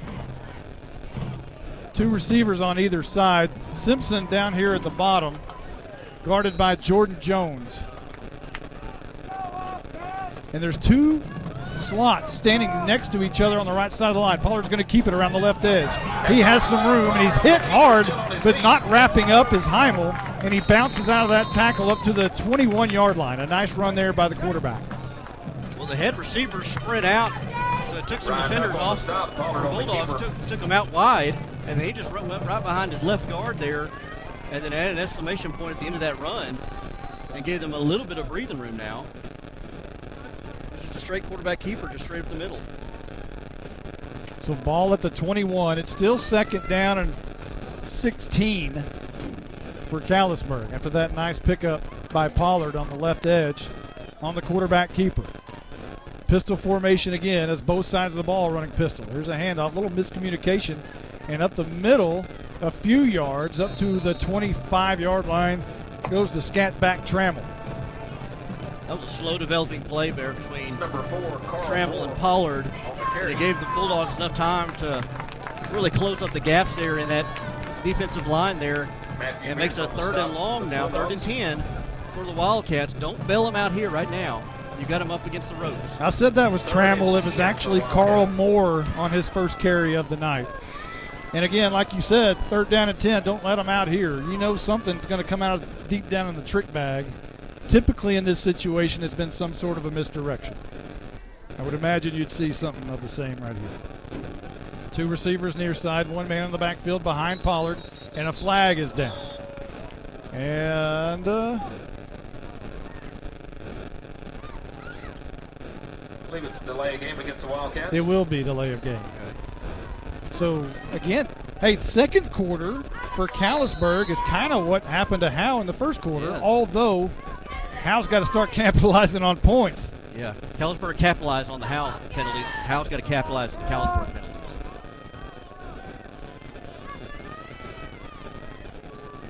Two receivers bunched up together down here at the bottom. And Pollard wants it. Callisburg, and now whistles again. This is typical first. And now timeout's been called. And I believe that's going to go against Callisburg, and it is. Callisburg takes a timeout. We'll take one, too. We'll be right back. Who, why, and how? Who are we? We're Pradera Mobile Home Community. Why live in Pradera? Because of Howe. Howe, Texas, that is. Howe is a small community with an outstanding school district and close proximity to all amenities you need. Pradera Mobile Home Community is tucked away between Highway 75 and Highway 5 near Bulldog Stadium. Our residents love that our community is so clean. They also love their 2 parks and their swimming pool. Pradera Mobile Home Community, 903-532-0014. At Grayson Cullen Electric Cooperative, GCEC, we have been around for over 80 years and are governed by 7 principles: open and voluntary membership, democratic member control, members' economic participation, autonomy and independence, education, training, and information, cooperation among cooperatives, and concern for community. One of our communities is Howe, Texas, and GCEC is proud to support the Howe Bulldogs. Third down and 15. Pollard rolls out right, sets up the screen. It goes through Moore's hands. Incomplete, out of bounds. And it's 4th down and punt time for Callisburg for the first time tonight. Interesting play call there. They didn't try to go downfield or any kind of trickery. It was just a quick throw out there into the flats. And I guess they were expecting Moore to try to do something with it. He dropped it. Bulldogs going to have pretty good pursuit anyways. So Bulldogs finally able to force a punt here. And a little bit of confidence booster for the Bulldog defense. 7:55. And Jordan Jones is back to return a punt. He'll stand at his own 41-yard line. And the punt is a spiraling low kick that's going to bounce along the side and going to be killed by Callisburg at the 46. So no return for Jones, but Howe has pretty good field position at their own 46-yard line with 7:44 on the clock. Maybe the second quarter will be better than the first, we hope, Justin White. You got to hope so. Again, defense stands up when they need to. Hopefully that gives the offense some time to kind of work out some kinks on the sidelines, especially with that offensive line on trying to get everybody to get off the block right. Well, they got to figure out that procedure issue that exactly has really hindered everything tonight. Matter of fact, Howe started out with the very first play of the year with a 9-yard carry by Carson Daniels, and then the penalty came that set them back. They ended up having to punt, and nothing's really worked right ever since. They've sputtered ever since, yeah. So Jordan Jones into the game behind Carson Daniels. As Matthew Hayes was in for a moment, he'll check out. Cooper Jones goes in motion. Austin Haley, he fakes the hand, runs the option, pitches it out to Jones. The ball's on the turf. A scramble for it. Cooper Jones may have recovered it, and he did at the 42-yard line. A loss of about 3 or 4. Kind of a speed option to the right side, and Haley, I tell you what, I hate for your quarterback to go out there, and he's just the sacrificial lamb as he tries to pitch that out to Thornton. And those things are good when it goes right, but the thing with pitching that ball, you got to make sure you pitch it correctly and you catch it on the other end. And that went haywire there. So 2nd down and long again, 2nd down and 14.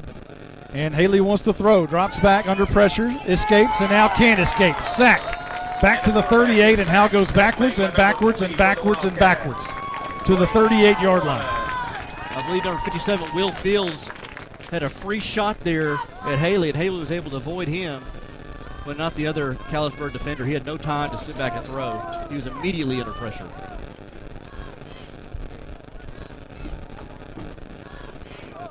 So Howe with freshman Cooper Jones, sophomore Ryan Huff, sophomore Austin Haley on the field. Sees 3rd and 14. And Haley throws quickly. And it's going to be caught by Taylor on the far sideline near the 50-yard line. Pretty good gainer right there by Colby Taylor.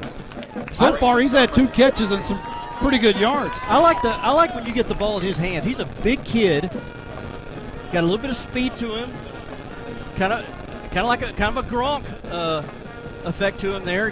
Big guy, got a big target, and can shed some tackles. And even though it's going to be short of the first down, at least they moved the ball up a little bit. Yeah, unfortunately for Howe, it wasn't enough for the first, so near midfield they're going to have to punt. If they can keep from going backwards, they'll be okay. The punt from Thornton is a long, high kick, and a long one, a good one. Bounces at the 11, and it's going to take off into the end zone. Or is it going to stop at the 1? It stops at the 1! My goodness, what a beautiful punt by Jalen Thornton. It's probably the greatest thing that's happened so far tonight. It went high up in the air, looked good, and got a good roll, and yeah, it just decided to just die at the 1 yard line. We thought it was going to go in the end zone, and yeah, it just decided to. It just stopped. Just dropped. It just stopped. It's like it had Velcro right there at the 1. A 51-yard punt for Jalen Thornton. So now you got him pinned deep. So Callisburg will take over at their own 1 yard line. 6:04 on the clock here before the Legend Bank halftime show. Pollard will stand in the pistol still about 3 yards deep in his own end zone. One man in the backfield. 3 receivers near side, a handoff up the middle. No, Pollard's going to keep it. He was in trouble at the line of scrimmage, bounces out, spins out, and he's got the 5 yard line. Boy, that was all Pollard. A read option there. Faked it and tried to get to the outside. The Bulldogs were still on him, and he was lucky to get his only 4 yards on that play. Clock rolls at 5:45. My voice is not in midseason form. It's a little bit graspy already here in the second. Got to build it up. So still fighting out of their own end zone, the shadow there, as Pollard will stand with his heels touching the goal line in pistol formation. Pumps once, wants to throw the deep ball down the right side, and it's going to be caught and dropped as Heimel was right there. And Ethan Lopez in coverage as well, but the ball falls incomplete. I thought Heimel may have gotten a finger on it, not sure. And I tell you what, Taylor was coming in. Kobe Taylor was coming in from the right side, or from the left side there on the back end, and hammered Pollard as he threw that ball. Pollard able to get that away barely, and actually pretty good placement of that. Fell incomplete. Yeah, Kobe Taylor having a good game for someone who hasn't played in such a long time. Really making an impact tonight. Got to be one of the best players so far for Howe tonight in this football game. Pollard again. He's going to run the toss sweep this time. Kicks it out. And that is going to be about a 2 yard, maybe back to the line of scrimmage. And that's Trammell on the toss. And it'll be punt time now for Callisburg with 5:06 remaining in the second. Good play there by Dakota Harrington. He went to the outside, forced him back inside, and the rest of the cavalry able to come there and bring him down for no gain. So this Bulldog defense, back-to-back possessions, has been able to tighten the screws when they need to, and have kept the Wildcats, brought them back down to earth. Jordan Jones will stand at the Callisburg 42-yard line, back to return a punt. But they're not in punt formation, and now a timeout's being called, and I wonder if there wasn't enough protection because Bulldogs had 10 guys right there at the line of scrimmage. I think they were trying to do a punt block there. Well, I don't know if it was a delay or they were about to be in a delay. Maybe that too. The flag was down behind Jordan Jones, but they got the timeout before the delay, I believe is what that was. It was 3 seconds, the Blizzard tells us, right before the clock expired, the play clock. And that's the final timeout for Callisburg. We'll keep it here, obviously, as Callisburg's coming back on the field. This is a great opportunity for Howe to get on the board. It's been a field, every game's a field position game. And Howe has a situation right here where they can gain field position and be in control for the first time tonight. Be careful here going for the block that you don't have any kind of roughing the punter, roughing the kicker, anything like that. And now it's not Jordan Jones to return, it's Jalen Thornton. And he'll stand a little bit deeper near midfield at about the 47-yard line. Now moves closer to the 46. The snap in the end zone, about 8 yards deep. The ball's in the end zone, and he just steps out of the back. He dropped the snap, and they're going to take 2 points. So a safety goes against Callisburg as the punt was dropped by the punter in the end zone, and he just stepped out of bounds. That was Pollard back there, and he probably made the right decision because he had Bulldogs coming right at him. He's got to kick that thing rugby style, and who knows where it would have gone. So he just said, I'll take the 2 points and live to see another day and let our defense do the job. Yeah, I think that was pretty smart by Pollard. Had something gone really awry and he fumbled it again or got hit again, it could have been recovered for a touchdown. So you give up 2 points instead of 6 points. Now, the good news for Howe, you still get the ball back. Yes. The bad news for Howe is you could have had the ball at about the 40-yard line with no points, but you'll take the 2 points and get the ball back, and we'll see what happens. So now on the safety, Callisburg will kick off instead of punt. They have the option, but they'll kick with Mata from the 20-yard line. So the hit exterior scoring drive recap was a punt that was dropped in the end zone. It's 2 points. First 2 points of 2020. Mata's going to tee up the Tech Wave kickoff, and it's a low line drive kick going to be taken by Huff up the middle. Looking for a seam. He escapes one defender and is brought down on the Callisburg side of the field at the 43-yard line. So Howe still has great field position starting this this drive with 4:22 left to go in the second. Well, I tell you what, they're picking on Huff. They're trying to find out where number 15 is, Ryan Huff, and go right at him. That time Huff will come on a decent return. Howe's going to start at the 43-yard line, and Blizzard says he wants to see the ball in Colby Taylor's hands. I'm okay with that.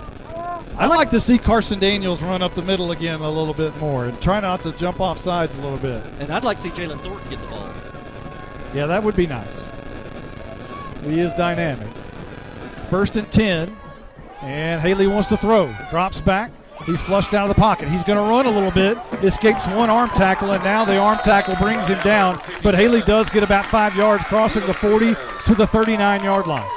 I will say for the first time, we saw Haley have some decent protection. They rushed 3 there.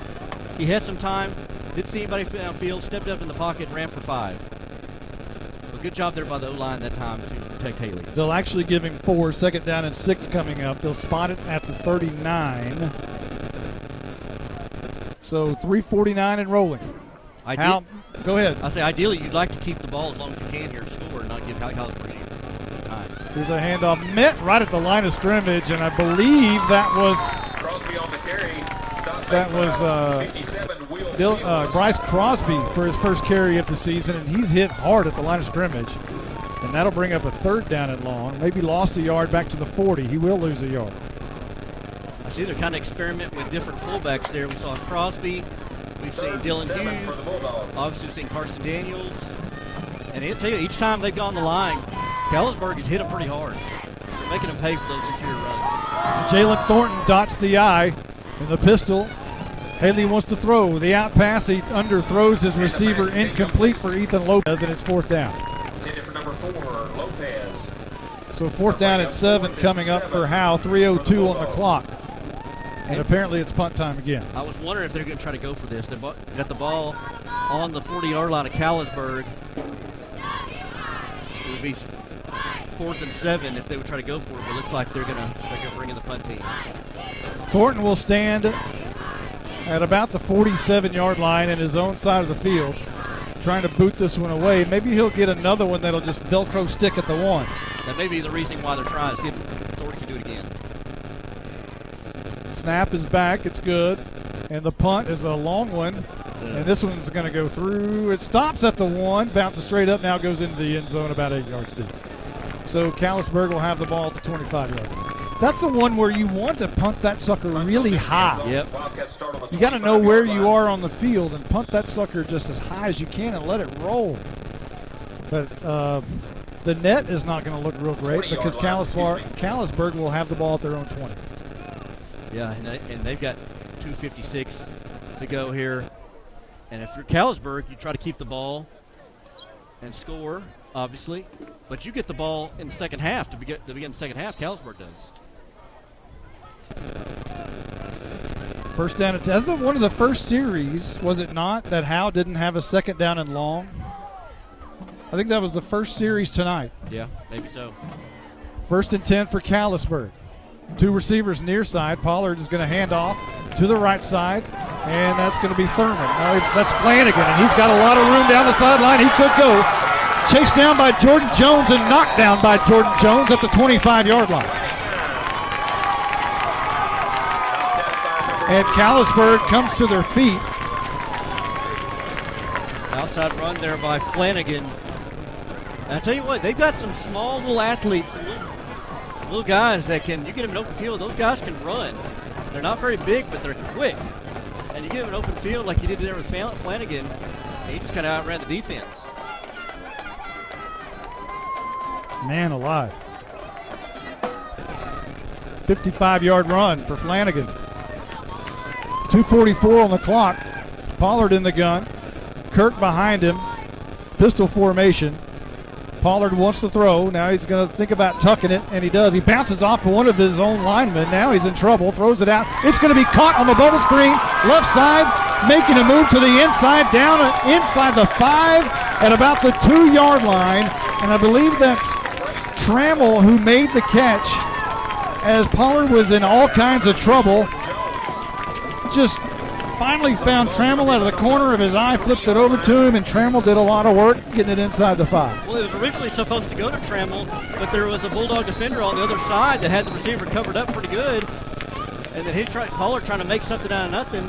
The defender comes off, and he's able to get it over to him, and in for a little run, a little nice catch after the pass after the catch. All right, we're going to take a 30-second timeout. We'll be right back right after this. Justin, Bucks Nord Barbecue in downtown Van Alstyne is closing in on an all-time record. They have given away 37 free birthday buffets so far this month. That's where all you have to do is show your proof of age and get a free Bucks Nord Barbecue buffet for your birthday. They even include the drink. Well, from this angle, they'll keep that offer 5 days before or 5 days after your actual birthday. It's birthday time in Texas. Oh, geez.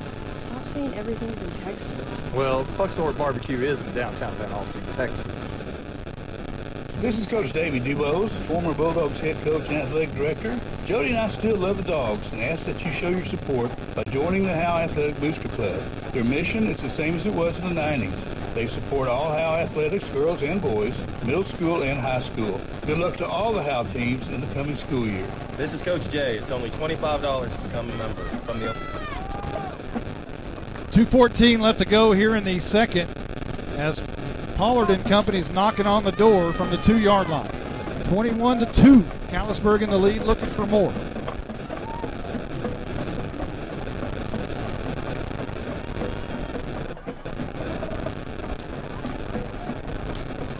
Trying to see what the holdup is here. And the officials are still waiting. We could have run a 60-second commercial right there, couldn't we? We could have done that. TV timeout. Maybe that's what it is. You know, hey, we do have. You are allowed to stream now. We are allowed to do that. We could show video. We're just the school wasn't up for that. We weren't really up for that. So we got faces for radio. So. That's true. The officials are still. We're waiting on the officials to start. There we go. There's the whistle. So it's first and goal from the 2. Everybody bunched together. Pollard, is he going to hand off to Kirk? Trying to find the end zone, pushing it through. And there it is. Touchdown Callisburg to extend the lead 27-2 with 2:22 left to go in the 2 quarters. Quick fullback dive there. Mano-a-mano, offensive line against the defensive line. The fullback able to go in there and just kind of burrow his way to the line and able to get across the break the plane. So Mata on for the PAT. Trying to cap off the 3-play 80-yard drive to hit the exterior scoring drive recap. Mata with the extra point, and that one is going to be barely good. 28-2, Callisburg in the lead. 2:22 left to go before the half. We'll be right back right after this.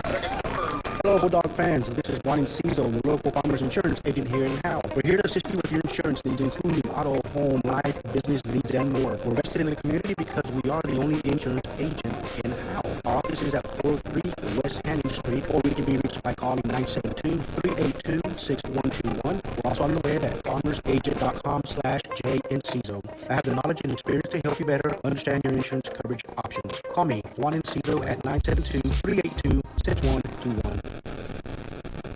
Independent Financial is proud to support Howe ISD and their hardworking students, teachers, and staff. We share your vision for a brighter tomorrow and a championship season. For every challenge, Independent Financial has you covered. Our team can suggest a wide range of financial products to make your personal banking fast and easy. Plus, we have the know-how to deliver the game-changing business banking solutions. Independent Financial, your community, in your corner. Member FDIC, Equal Housing Lender. Getting ready for the Tech Wave kickoff. The hit exterior scoring drive recap, 3 plays, 80 yards for Callisburg. It's capped off by a 2-yard touchdown plunge by the fullback Kirk. And Mata about to tee this one up, boot it around, and there is the ball. It's a squib kick up the middle. Going to be taken by Huff. He bounces. It bounces off of him, and then he is able to gather on it and fall on it. He gets a tap on the head from Cooper Jones. Freshman to sophomore are wiping their brow a little bit there after that one. Howe's only had 1 first down this entire half. It's been that ugly. 1 first down and a bunch of penalty yardage. 35 yards, I think you got. I know some of that's defensive, but a lot of it's offensive, though. A lot of illegal procedures. 2:18 on the clock. Howe starting their next drive. Will start from their own 30-yard line, moving right to left. Hopefully you can drain the rest of this half out. They don't have any timeouts to stop the clock.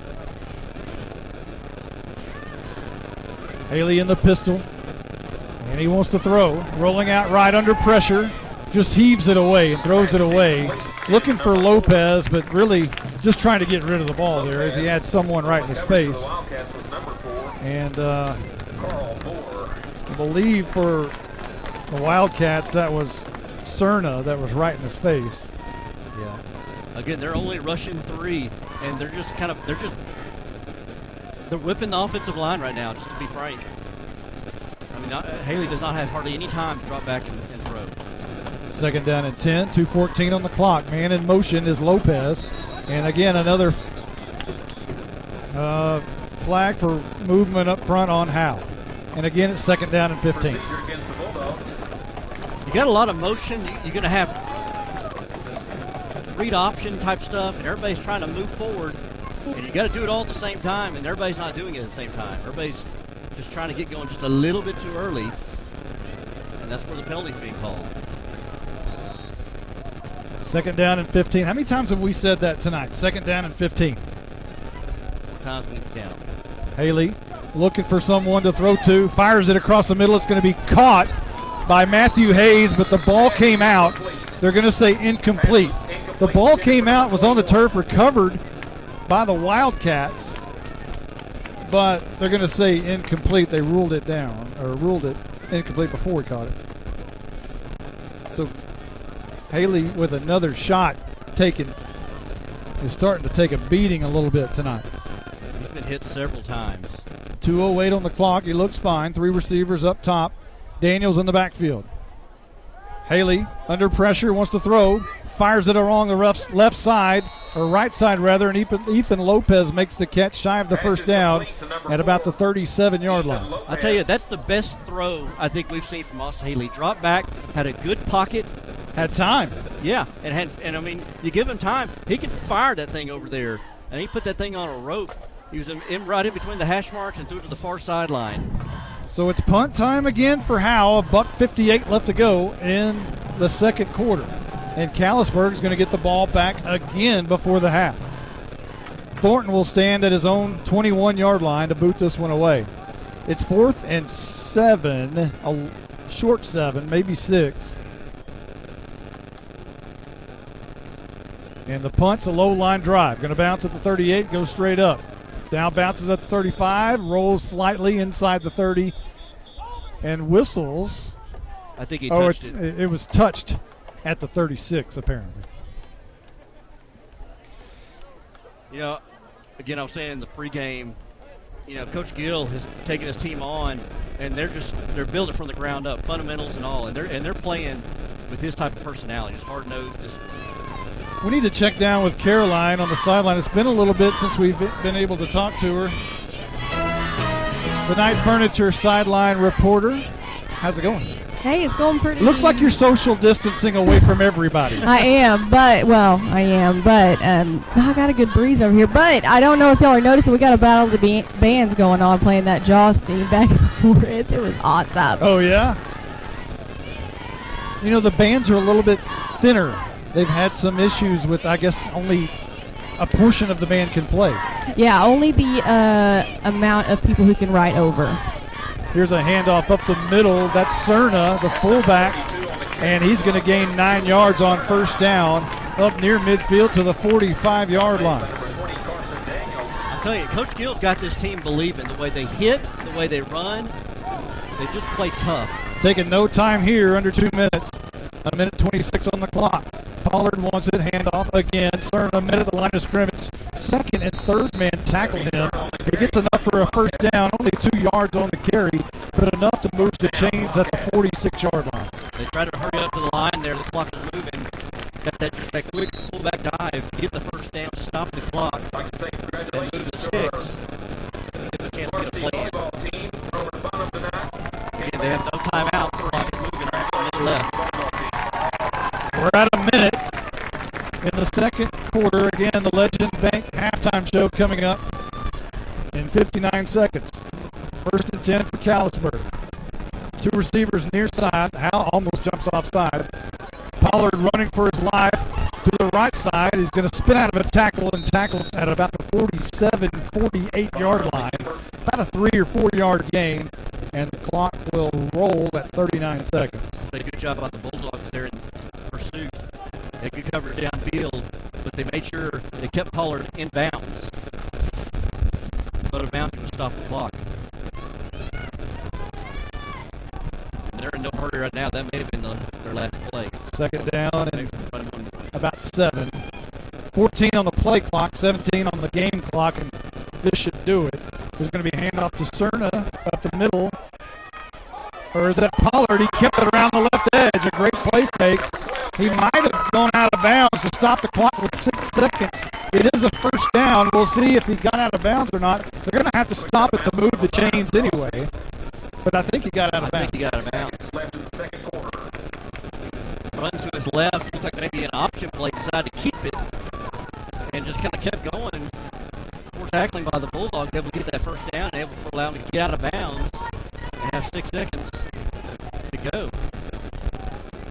Got time for maybe one play. First down and 10. 1 play left. And whistles before this one can get underway. And a timeout has been called by Howe.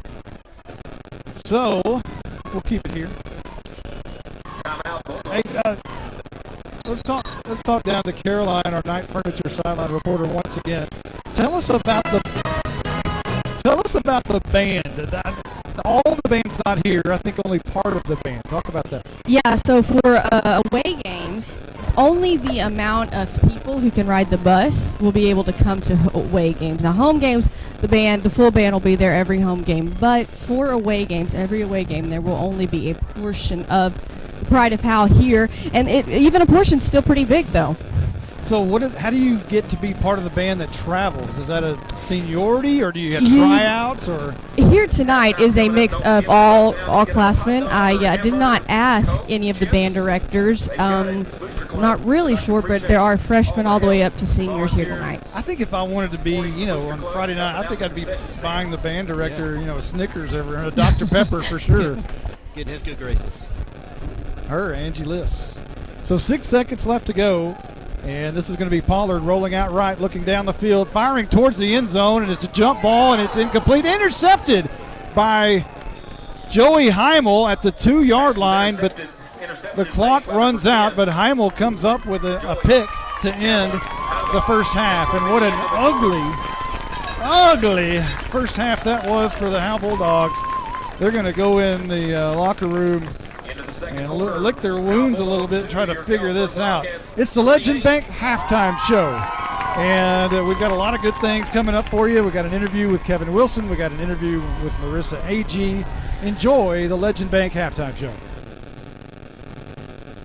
Justin, Bucks North Barbecue in downtown Van Alstyne is closing in on an all-time record. They have given away 37 free birthday buffets so far this month. That's where all you have to do is show your proof of age and get a free Bucks North Barbecue buffet for your birthday. They even include the drink. Well, from this angle, they'll keep that offer 5 days before or 5 days after your actual birthday. It's birthday time in Texas. Oh, geez. Stop saying everything's in Texas. Well, Bucksnort Barbecue is in downtown Van Alstyne, Texas. This is Coach Davey Dubose, former Bulldogs head coach and athletic director. Jody and I still love the Dogs and ask that you show your support by joining the Howe Athletic Booster Club. Their mission is the same as it was in the 90s. They support all Howe athletics, girls and boys, middle school and high school. Good luck to all the Howe teams in the coming school year. This is Coach Jay. It's only $25 to become a member. From the alumni to the current fans and parents, we ask you to back the Dogs and become a member today. Visit Howe Athletic Booster Club on Facebook. Bulldog pride never dies. Hello, Bulldog fans. This is Juan Enciso, your local farmers insurance agent here in Howe. We're here to assist you with your insurance needs, including auto, home, life, business needs, and more. We're vested in the community because we are the only insurance agent in Howe. Our office is at 403 West Hanning Street, or we can be reached by calling 972-382-6121. We're also on the web at farmersagent.com/JEnciso. I have the knowledge and experience to help you better understand your insurance coverage options. Call me, Juan Enciso, at 972-382-6121. Are you motivated? Coach, we're highly motivated for Sonic. What? Coach, you know we're rough and tough, but sometimes we just need a burger, tots, and a shake. Oh my goodness. Well, if you're going to Sonic and Howe, pick me up some of those handmade onion rings. Yes, sir. Sonic of Howe is where you get great food and big smiles. It's not just good. It's Sonic good. Whoa. Those onion rings really bring the hammer down. You're listening to the Legend Bank Halftime Show.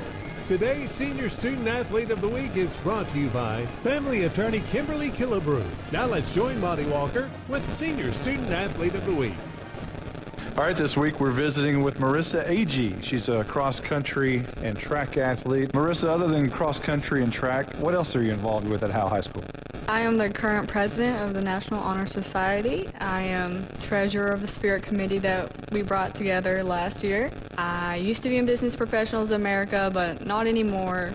So you went to state your sophomore year in track. What was that like? It was very nerve-wracking. You know, I compete during the summer, but there's nothing larger than the Texas State track meet. And so being a sophomore, being some of the younger ones there, it's still very nervous. Just a lot of competition, all the spectators in the stands, and just knowing like the pressure, I guess, of such a large meet. But it was definitely a fun experience, though. I definitely learned a lot and how I would go about it the next year or any potential large competition. So the next year for that 800-meter run didn't happen. You were expecting to make that other state run again last spring. How bummed were you that everything kind of got shut down? I was extremely sad. I was definitely looking forward to coming back to the track meet, and not just the 800, but possibly either the 400 or the 1600 meters. But especially just the fact that junior year is such an important time for posting fast times in order that has like an effect on recruiting, especially. I would say just missing the whole spring season was just devastating. But we were able to hit a few meets in the summer. Yeah, let's talk about that. This summer you did travel to Florida. You've been competing. Talk about Florida a little bit. Florida, extremely humid. Definitely, it's hot in Texas, and you think you get used to it, especially practicing 3 or 4, but that humidity is just so different than here. It definitely took a toll, but it was definitely a good way to end the summer track season. You know, it was a little bit more limited track meet, but there were still thousands of athletes that went there to run. How'd you fare down there? Pretty good. I made finals in my 800, ended up coming in 7th with a 218. Not my PR, but I was definitely happy with it considering not that much competition during the summer. Our relays did pretty well, first in the 4x8 and first in the 4x4 with a 3:51. So let's talk about a big track meet that happened in Howe over the summer. What happened? It was definitely not supposed to be that big. We were just kind of talking about places that were open with my club coach, and we said, you know, Howe, there's usually not too many people there in the morning, maybe just a couple, people go there and walk or kind of jog, work out a little bit. So we were going to do a time trial, but then my coach wanted to bring in official timing. And then, not being any track meets around, the word spread. And then people were just coming in because they heard about that official timing and they wanted to post a time. So more people coming in. There was teams there that we didn't even tell. It was supposed to be just track dynamite, but then you brought in Texas Titans, Jackrabbits, just all these other teams. It definitely made me nervous. Well, let's talk about cross country. How different is it than track and preparing for that? I would say cross country, I use it to kind of build my base for the 800, just trying to keep speed along the way. Preparing for it, definitely a little bit more mileage, but not too much. I would say diet changes a little bit more carbs. Besides that, I think cross country is just an enjoyable time to get off the track onto some grass and run the course. What are your expectations for your senior year?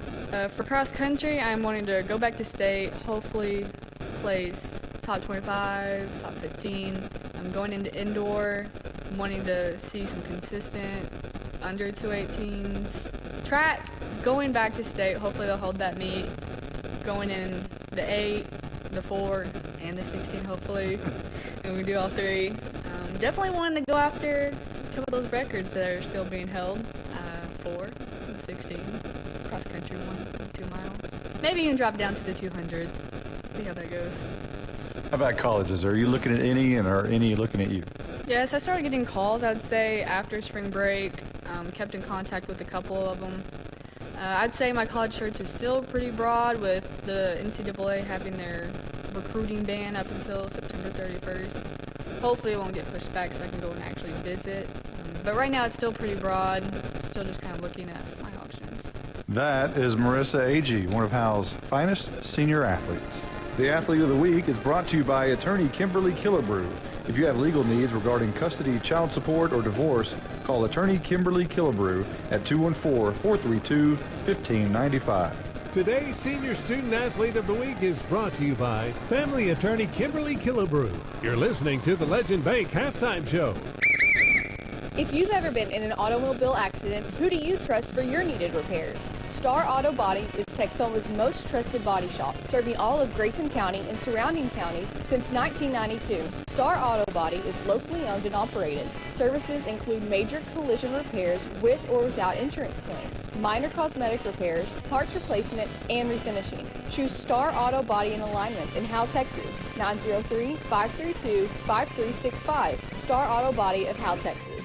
This is Michelle Castle with Guild Mortgage, welcoming you to Howe Bulldogs Football. Guild has been delivering on the promise of home to hundreds of thousands of people just like you for over 60 years. With a big heart and a desire to serve, we're committed to making life better in our communities. This is where we live, and we're committed to building it with you. Guild Mortgage is an equal housing lender company, NMLS 3274. Michelle Castle, NMLS number 231122. Branch address 714 North Travis Street, Sherman, Texas 75090. All loans subject to underwriting approval. Terms and conditions apply. Subject to change without notice. Buying and or selling your next home should be an enjoyable experience. At Ann's Realty Group, our commitment to the personal relationship of the transaction ensures not only the level of communication that you deserve, but also the assurance that we will be here the next time you need us. We're not a big box real estate company by design. The flexibility that the freedom of being an independent brokerage allows us to be fully at your service as you need us to be. Ann's Realty Group, Ann Dicken Broker, for all your real estate needs. 903-818-2676.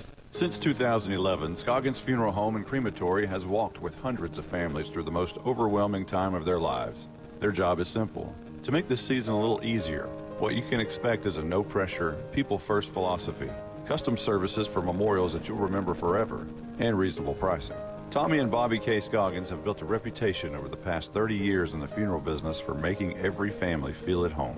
Visit ScogginsFuneralHome.com or call 903-482-5225. You're listening to the Legend Bank Halftime Show. Today's Howe ISD Employee Spotlight is brought to you by Wildcat Welding. Now let's join Caroline Slauson with today's Howe ISD Employee Spotlight. This is Caroline with Mr. Kevin Wilson, Howe ISD Superintendent. How are you doing? I'm great. How about you? I'm pretty good. Hey, I want to congratulate you before we get started on 20 years with Howe ISD. That's pretty cool. Yeah. It's special. I come to call this place home. Did they just fly by? They have. Really? They have. Did you ever intend on staying here this long? You know, I was in Bells for 10 years. Yeah. So I don't like to move. I don't like change. But I honestly did not envision myself being here 20 years. Really? Well, here we are, Yep. 2020. 2020. 2020. What a year. Well, so obviously we don't have to talk about, we all know what's going on. So there are multiple precautions and safety protocols in place on campuses around the district, but what about COVID protocols at stadiums? What is being done to help these fans? Right. We, well, first of all, we're following the UIL guidelines and limiting our capacity to 50%. So for all varsity football games, we're doing pre-sale tickets so that we don't oversell our bleachers. We'll also screen fans as they come in the gate, ensure that they do not have symptoms, and it will simply be asking them questions. So no temperature taking at games? We're not required to do that. We may or may not at this point, but we will ask questions, and you know, please understand that we all value your privacy, but we also value the safety of all our fans. So sure, yeah. We just ask everybody to be honest and upfront. If they are sick, please stay home. Yeah. So I work at the middle school, and with everything going on this year, even just the different things that teachers have to do this year, a lot of them have said, even if they're in year 20, 25 of teaching, they're saying this is like our first year of teaching with everything happening. So it's like starting over. Yeah, I would ask you how your summer was, but I think I have a pretty good idea. But what summer? Well, yeah, what are you talking about? Or spring break. How was your spring break? But what is something, these are obviously times all of us have never seen, and I'm sure as a school employee you've never seen. What is something that you have learned about the Howe ISD staff as a whole during these times? I've known that we have staff that care about kids and are dedicated to the profession, but that was, you know, highlighted first and foremost. We're asking teachers to get outside of their comfort zone, learn a lot of new technology and instructional methods, and work about 2-3 hours a day more than they've done in the past. Yeah. And I can tell you, I've seen on TV, you know, lots of different reactions from teachers, and I'm not saying they're not valid, because we are asking a lot. But our staff has just risen to the challenge, and they're just doing what they were born to do, teach. Yeah, it's amazing what it's in their heart. You know, this is what they're. Right, no question. Yeah. So obviously parents and students have the decision to remote learn or go back to campuses face to face. Just to all the parents, whether they're remote learning, whether they're at home, or if they send them to school, what is your message to the parents if they're nervous or anxious? And I can understand all those emotions that they're going through, but I think I asked them to be patient with us as we work through this, especially on the remote learning side. We are relying on technology. I know Zoom was down yesterday for a long period of time. We've had issues with Canvas, which is our learning model. So some of our teachers are very fluent in that, and I think the high school kids are adapting more easily because they've been exposed to it. But just be patient with us. If you have problems or concerns, we'd much rather know about it and deal with it. So just let us know. For those that are sending your kids to school, please understand that, you know, it's a cliche, but we are trying to provide a safe environment for the kids. We're doing everything we can within reason. You know, we don't have giant lecture halls where we can spread kids out all the time, but I hate to even mention the word mask because that's a political hot point, but we are having kids wear masks, and we're trying to social distance wherever possible and be able to provide a learning environment too. Sure. There's a balance there. Yeah. At the middle school, I think we're just all trying to remember we're all in this together. It's not just Yep. you going through it or everyone's in it. Yep. Okay, so enough of that, some rapid fire fun questions. So I'm just going to ask you a couple things and you choose this or that, okay? Okay. Coke or Dr. Pepper? That's easy, Dr. Pepper. No, wrong answer. Waffles or pancakes? Only if they're Texas waffles. What's the Texas like shape? The shape of a Texas. Oh, okay, okay. Like at a hotel. Yeah. Would you rather go on a beach vacation or a mountain probably any vacation at this point. That's a hard one because all right, mountain in the winter or summer? I'll throw one at you. Okay. Well, I'm a ski girl, so I'll go mountain all the way. So we'll say mountain. All right, I'm gonna say beach. Okay. I'm going beach. All right. French fries or tater tots? French fries. Okay. Would you rather cook a meal or clean up after the meal? Cook it. Okay. Finally, tonight during on this Friday night, Battle of the Axe is happening. Denison or Sherman? Do you really have to ask that question? Yes, I do. Yellow Jackets. That's right. There we go. Well, thanks so much, Mr. Wilson. I really appreciate it. Today's Howe ISD Employee Spotlight is brought to you by Wildcat Welding. You're listening to the Legend Bank Halftime Show. Cooler heads prevail in football, and for over 50 years, Baker Air Conditioning and Heating have been keeping the Bulldogs cooled off. Not too many have reached 50 years in Howe, but Baker Air Conditioning and Heating has been at 215 North Denny Street since Richard Nixon was president. But there's nothing tricky about Baker Air Conditioning and Heating. They have a great reputation by servicing all brands. If the heat gets to you, call them at 903-532-6255. Corfit Gym on Haining Street in Howe has a lot of new things to offer. Did you know they have an Iron Mike batting cage for baseball and softball lessons with on-site instructors? They also have a brand new stand-up tanning bed. Corfit Gym has 4 personal trainers available and features sports performance programs for athletes. At Corfit Gym, memberships are only $40 for the entire family or $30 per individual. Corfit Gym is on Facebook and located at 300 Haining Street in Howe. Call them at 469-371-0603.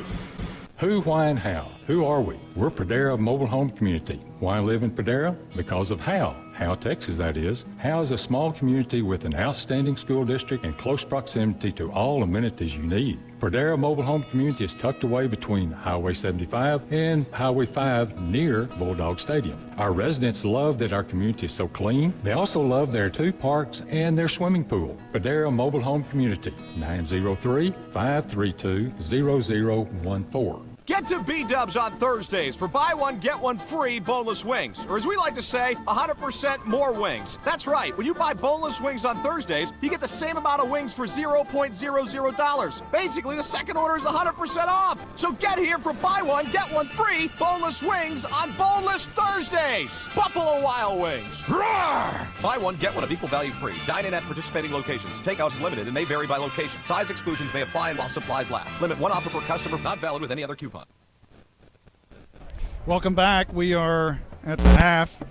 11-13. It appears like we have left to until the third period. So let's recap the first half for you. It's pretty ugly if you're a Howe Bulldog fan. Howe took the ball to start the game, and they quickly went 3 and out. They punted. Callisburg took it. They went 3 plays, 68 yards, and capped it off with a tackle-eligible 58-yard touchdown by Tyler Howe. Gordon Jones is out of the game. Caleb Ormond is in. And here comes a reverse to the near side. Big lane up the middle, 40, look out, 30, 20. Nobody's going to catch him. The first score of 2020 is a reverse. And that was Tyler Howe. It was a reverse on a tackle-eligible.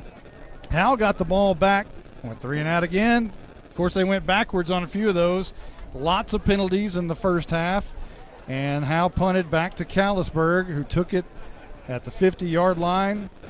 And 3 plays and 50 yards later, it was Jake Pollard on a 5-yard touchdown.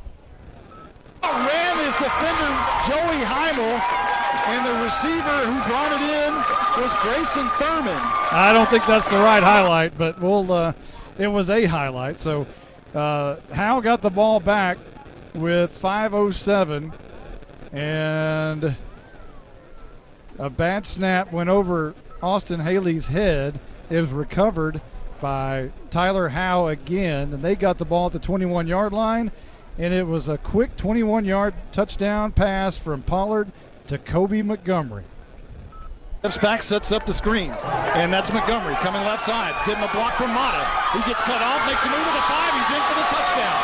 All of a sudden, it's 20-0, and there's 3:44 left to go in the first. Callisburg on top, and here comes the PAT. My good. One play, 21 yards for the Callisburg Wildcats as they extended the lead 21-0 with 3:44 left to go in the first quarter. Howe got it, punted again. Callisburg got it. They had to punt for the first time as now we're into the second quarter. Another punt by Howe, and then another punt by Callisburg, which ended up in a safety for Howe. The snap in the end zone, about 8 yards deep. The ball's in the end zone, and he just steps out of the back. He dropped the snap, and they're going to take 2 points. So that was the safety. He made it 21-2. Callisburg in the lead. 4:28 left to go in the second. And then Howe got the ball. What'd they do? They punted again. It's punt for Howe. And then Callisburg took it at the 20-yard line. And 3 plays and 80 yards later, it was Kirk into the end zone. Pollard, is he going to hand off to Kirk? Trying to find the end zone, pushing it through. And there it is. Touchdown Callisburg. They extend the lead 27-2. Make it 28-2 after the PAT to cap off, again, the 3-play 80-yard drive. How would they do on the next possession? Punt. And then Callisburg took it on the final possession. Looked like they were going to try to sneak it in once again.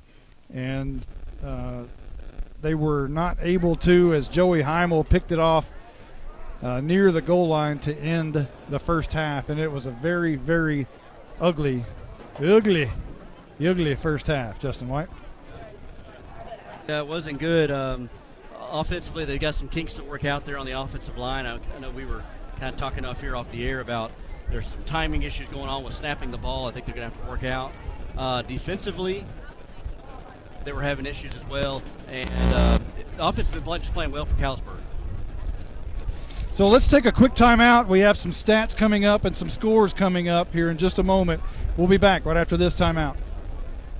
If you've ever been in an automobile accident, who do you trust for your needed repairs? Star Auto Body is Texoma's most trusted body shop, serving all of Grayson County and surrounding counties since 1992. Star Auto Body is locally owned and operated.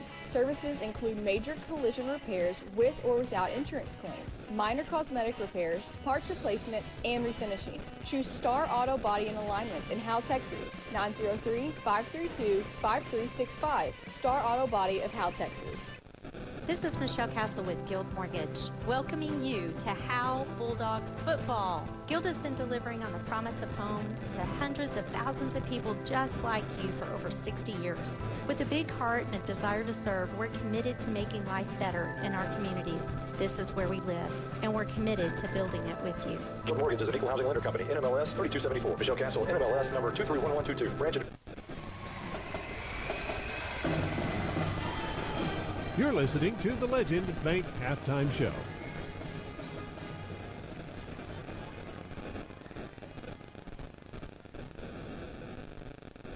And welcome back to Wildcat Stadium, the Berg in Callisburg, Texas, 28-2. Callisburg leading Howe here at the half. And now the one and only Blake the Blizzard Burnett with your first half stats. All right, tonight we'll start with the Callisburg stats. Area scores from round Lindsay. 7 carries for 46 71, yards here and a a 0. touchdown. Tyler Howe on the tackle over, 47 yards and a touchdown. Bowie 35, Nocona 0. Caden Flanagan 55 yards on 1 carry tonight. Valley View. He was a speedster for 20, Ponder 33.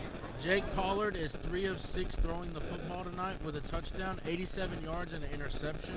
His receivers are Thurman, 2 catches for 66 yards, and Kobe Montgomery, 1 catch, 21 yards, and a touchdown. Now we'll jump into Howe on defense. Led on defense by Joey Hamel with 3 tackles and an interception. Carson Daniels adds 3 tackles. Jaron Grisham, 2 tackles. Colby Taylor, 2 tackles. Jordan Jones, 3, and Ethan Lopez with a tackle, 2 tackles. We'll jump to Howe on offense. Austin Haley is 3 of 7 for 39 yards. Colby Taylor, 2 catches for 29. Ethan Lopez, 1 catch for 10. Running the ball for Howe, Jalen Thornton, 2 carries for 4 yards. Carson Daniels, 2 carries for 13. Cooper Jones, 1 for a yard. Dylan Hughes, 1 carry for 6 yards. And Austin Haley, 7 carries for 15. 3 of those were sacks, though. We'll go to Callisburg on defense. They are led by the Montgomery brothers. Each have 3 tackles.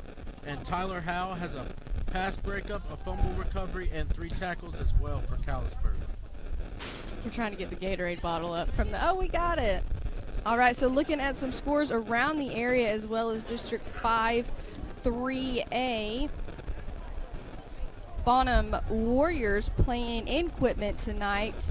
36-0. Bonham on top of the Bulldogs in that one. 4:34 left in the third quarter is the last score I have there. Rains playing Farmersville in Rains tonight. 42-14. Wildcats on top of the Farmers at halftime with that. The Pottsboro Cardinals on the road tonight in Community. 35-6. Cardinals winning on the road at halftime. Bells playing just right down the road here in Whitesboro at half. Bells on top of Whitesboro 14-0. The number 1 Gunner Tigers playing in Van Alstyne tonight. 34-0. 9:11 left in the third quarter. Gunner on top of VA. Tom Bean and SNS tonight. 49-0 with just about to be a halftime. SNS on top of the Tomcats on that one. Clarksville Tigers playing the White-Wright Tigers tonight. 10-8. Clarksville ahead of White-Wright at half on that one. Edgewood and Commerce playing tonight. Commerce 28, Edgewood 6 with 9:53 left in the third quarter. And rounding out Anna on the road tonight at Hillsboro, 21-7. Hillsboro winning against Anna with 5:41 left in the third quarter. We'll be back with some last-minute thoughts, and we'll start the second half here at Wildcat Stadium. Buying and or selling your next home should be an enjoyable experience. At Ann's Realty Group, our commitment to the personal relationship of the transaction ensures not only the level of communication that you deserve, but also the assurance that we will be here the next time you need us. We're not a big box real estate company by design. The flexibility that the freedom of being an independent brokerage allows us to be fully at your service as you need us to be. Ann's Realty Group, Ann Dicken Broker, for all your real estate needs. 903-818-2676. Since 2011, Scoggins Funeral Home and Crematory has walked with hundreds of families through the most overwhelming time of their lives. Their job is simple: to make this season a little easier. What you can expect is a no-pressure, people-first philosophy, custom services for memorials that you'll remember forever, and reasonable pricing. Tommy and Bobby K. Scoggins have built a reputation over the past 30 years in the funeral business for making every family feel at home. Visit ScogginsFuneralHome.com or call 903-482-5225. You're listening to Howe Bulldogs Football on HoweEnterprise.com. Not a member of FDIC. Not an equal housing lender. Fake license number 8675309. Howe, Portland, Seattle.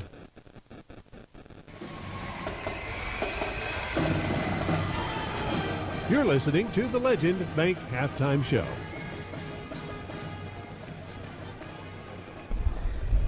Welcome back to Callisburg. It's the Berg, and Howe is running through the tunnel. Hopefully this second half will be better than the first. Blizzard gave you some really pathetic stats, and maybe it'll be a little better in the second half. Things just not so good in 2020. But the Bulldogs looking to get back here in the second. Maybe it'll be better. So, again, 28-2. Eddie Gill's debut in Callisburg is a good one so far, and you knew he was going to turn things around quickly. And so far, so good for the Wildcat fans. They got to be happy with the man down there in the long sleeve white shirt and the maroon tie. Yeah, he decided not to use the jacket in August. Now he said he's getting a little soft. Yeah. He said he used to do that back in the old days. Back But deep for the Wildcats. Coach, it was only 101 at the kickoff. And number 19. so Callisburg will start with the football in the second half. And hopefully Howe's defense will turn things around quickly and cut them off at the pass. We've got to see. Well, this is going to be a big defensive series And the here. ball We up for said the that Bulldogs, before. number 9, Kevin Flores. But again, they score here. You go up 35-2. You're going to need a defensive stop, and you need kind of a 3-and-out type here, right here, defensive stand right here. Kevin Flores, number 9, to boot away the Techway kickoff. It's the first time he's been on the field tonight. K9 to boot this one away. Stands 9 yards away from the ball, walking and now running, and a big boot down to about the 9-yard line. Going to be taken down the near sideline. That's going to be Montgomery. He's hit, not wrapped up, still going to the middle of the field and knocked backwards to about the 34-yard line. And that's where Howe will start, Callisburg will start the second half. Stop made by number 5, Cross. Well, this offense for Callisburg is, at least in the first quarter, had the Bulldogs guessing. They kind of sputtered a little bit in the second quarter themselves. They had some penalty issues they were trying to work out. So just underway in the second half. And Carson Grogan's on the ball here. Remember those days we used to not be able to update the quarter and the score and all that's in the past. Carson Grogan on his game. He's year 2 in this program. Tell you what, I'm really proud of this crew that we've assembled this year. Got a good one. This is one of the best I've ever had. 11:49 on the clock. Here's a handoff to the left side, right side. Bounces out of a defender, breaks another tackle, and down hard by Jaron Grisham at the 39-yard line. He broke the tackle, the initial tackle of Ethan Lopez. Is that Lopez? I thought that was Harrington who came off there. Whoever it was came off the block there and did a good job.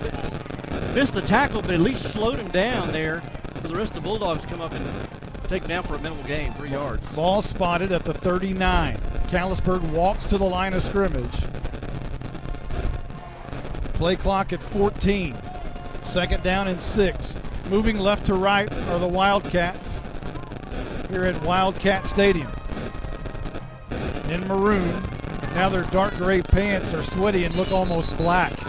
And a timeout's going to be called. They didn't like what they saw, and they're going to take a timeout.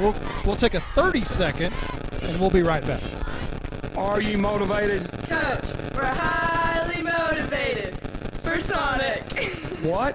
Coach, you know we're rough and tough, but sometimes we just need a burger, tots, and a shake. Oh my goodness. Well, if you're going to Sonic and Howe, pick me up some of those handmade onion rings. Yes, sir. Sonic of Howe is where you get great food and big smiles. It's not just good. It's Sonic good. Whoa. Those onion rings really bring the hammer down.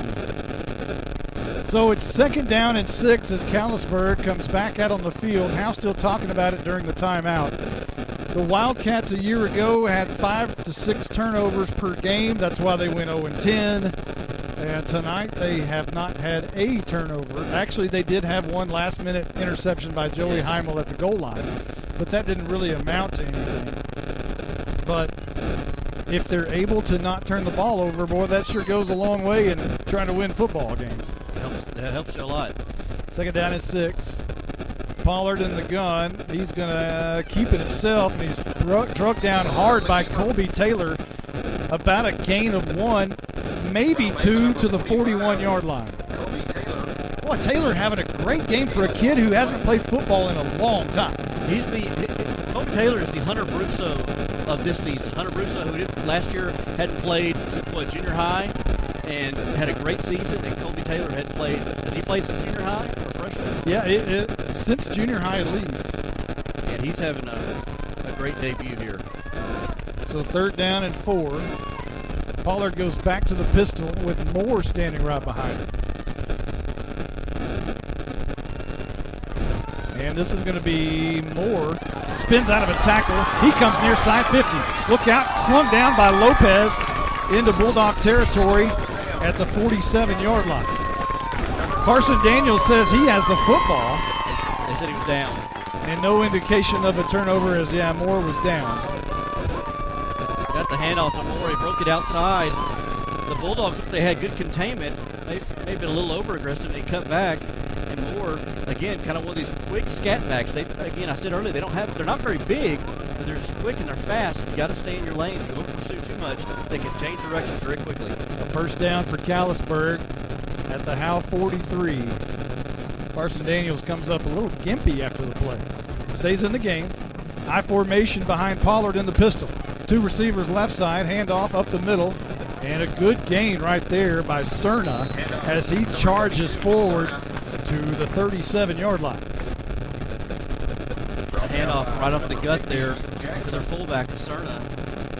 Kind of doesn't try to juke you or anything, but just run right over you, and a good solid run here by Cerna. Second down and about 6. There's 5 now. As well, they'll spot it at the 42. I'm sorry, that's the 37. Same formation, I formation in the pistol. Pollard takes his time and now gets it. That's not Pollard into the game. It's a new quarterback. And this is a handoff to Cerna up the middle. He's got a lot of room. It's a foot race to the 10, to the 5, to the right corner of the end zone. He's in. Touchdown, Callisburg. And it is a rout at Wildcat Stadium. Again, another read, and then they give it to the fullback right up the gut, and there's a big hole there. Cerna able to take it to the house, and that's a backbreaker right there for the Bulldogs. 37-yard touchdown by Cerna. Makes it 34-0, awaiting the PAT. Ouch! Who saw this coming? Your hit exterior scoring drive recap. 5 plays, 65 yards. And Mata on for the PAT. It's up. It looks good. And it is. 35-2. Are you kidding me? Wow. We'll take a quick timeout. We'll be right back. Cooler heads prevail in football, and for over 50 years, Baker Air Conditioning and Heating have been keeping the Bulldogs cooled off. Not too many have reached 50 years in Howe, but Baker Air Conditioning and Heating have been at 215 North Denny Street since Richard Nixon was president. But there's nothing tricky about Baker Air Conditioning and Heating. They have a great reputation by servicing all brands. If the heat gets to you, call them at 903-532-6255.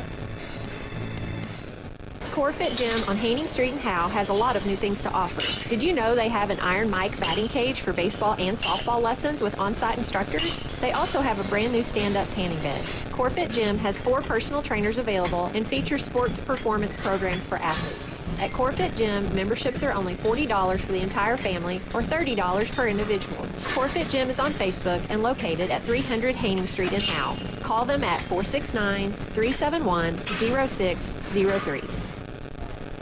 Thank y'all for listening to the Legend Bank halftime show earlier. It was a good one. We had Kevin Wilson and we had Marissa Agee.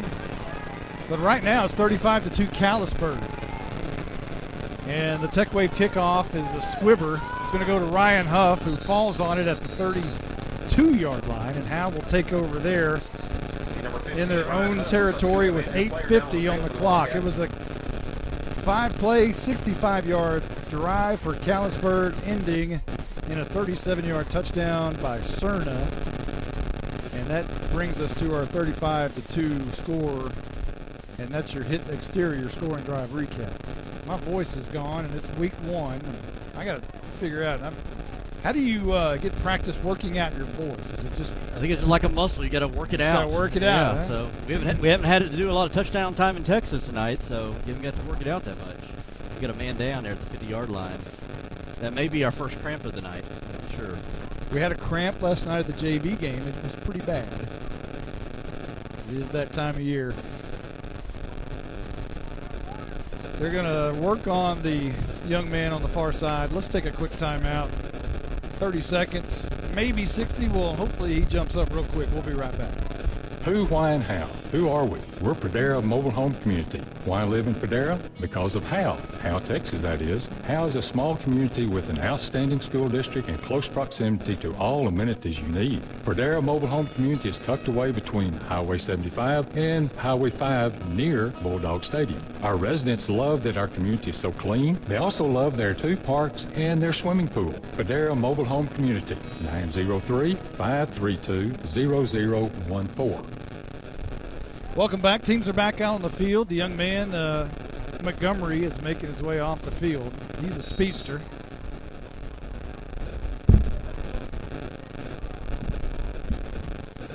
So here comes Haley and company. And this is going to be a handoff to Thornton on a kind of a counter play right there, but it did not work. No gain, if any. A loss, apparently, of about 3 yards. So here we go again, 2nd down and long for the Bulldogs, a loss of 3.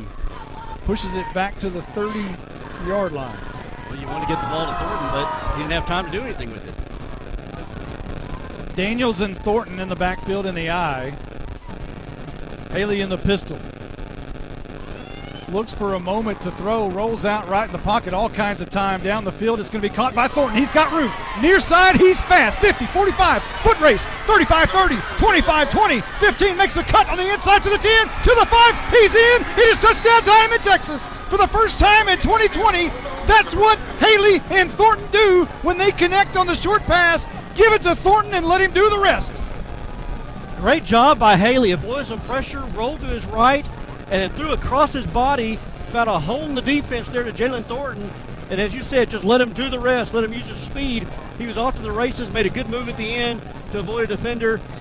And there's the Jalen Thornton we've been talking about, we've been waiting to see. The Bulldogs are finally on the board and got something cooking now.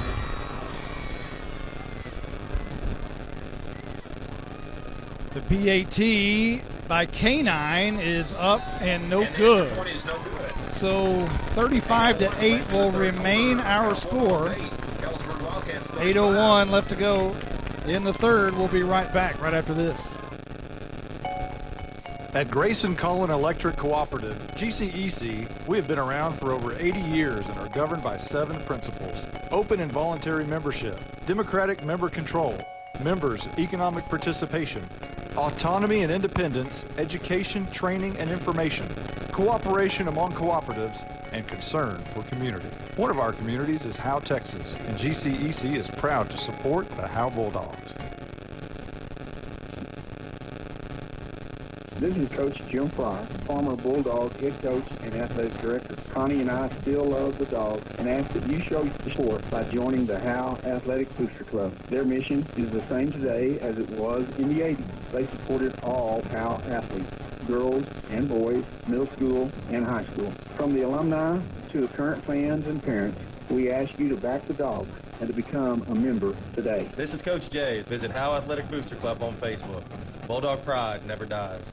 Flores teeing the ball up for the Bulldogs. The hit exterior scoring drive recap was 2 plays, 68 yards, and it was a 70-yard touchdown pass from Haley to Jalen Thornton. And it was Thornton who did most of the work on a foot race from about midfield on. K9 on the Tech Wave kickoff boosts this one high and deep, going to be taken at the 9-yard line, dropped and now picked back up at the 10. Coming near side is Montgomery back into the game, and he'll be slung down at the 22-yard line, and Callisburg will start there. Now, Pollard was out of the game on the last series. Looks like he may be going back in. As a moment ago, it was Colton Montgomery who was into the game at quarterback. But I believe Pollard is back in the offensive huddle, ready to check back in. Probably a good thing because Montgomery's down the sideline getting a cramp worked out. Well, that's the other Montgomery. That was that was Colton Montgomery, I believe. Yeah, got two Colton and Kobe. Yeah, 2 Montgomerys. One's a quarterback, and one's a safety. So Pollard is back in the game. Offset I formation, pistol. And this is going to be a handoff to Flanagan. He's fast. We've already seen that. This time he's tripped up after about a 3-yard gain to the 32. or 33-yard line. You kind of would hope that the shot of momentum that the Bulldog offense got will maybe carry over to the defense now. Get you a nice stop here and get the ball back to the offense. 2nd down and 5 is a 5-yard pickup by Flanagan. 7:20 on the clock here in the third. Pistol with one man in the backfield is Cerna. A man goes in motion quickly, though, is Thurman. And Pollard's going to keep it around the right edge. He gets a great block on that edge, and he's got some running room. He breaks the tackle of Colby Taylor, and flags are everywhere. And Luke Jackson and Pollard are into it on the near side. And all kinds of Callisburg Wildcats trying to get in the way. And Luke Jackson and Pollard were kind of going at it near the track. Yeah, Jackson carried him out to the track, and Pollard took exception, and right there in front on the Callisburg sidelines, and flags went flying, hats went flying. But there were flags way before that. So Blizzard tells us it may have been a player from the sidelines who shoved Luke Jackson, and that may be the infraction. We'll have to check and see. There's a. Well, you're right there. The flag though, right before all that was because of the maybe a horse collar or a face mask. I think that's right. I think it was on Colby Taylor. Let's check down on the sideline with our Night Furniture sideline reporter, Caroline Slauson. Any better down there? Yeah. Hey, things are starting to look up down here. They were about 30 minutes ago. Yeah. It was kind of depressing in the first half, to be honest with you. A little bit. Yeah. I don't think anybody on the Howe side, definitely up here in the booth, we saw this coming. No, of course not. And but it's amazing what happens to your mood when you see a 70-yard touchdown pass from Haley to Thornton, and that lifts you up just a little bit. Yeah, it was good to see that connection again. For sure. The officials are still talking about it. They're on the south side of the 50, just barely. And I got to think that the first penalty, or one of the flags, is going to be on Colby Taylor for the horse collar, I believe. And I don't know what the other 3 are down there for. There's 4 flags on the field. There's only 5 officials, so I'd like to know who the official is that didn't throw his flag. Yeah. Oh, there's a hat. 4 flags and a hat went up.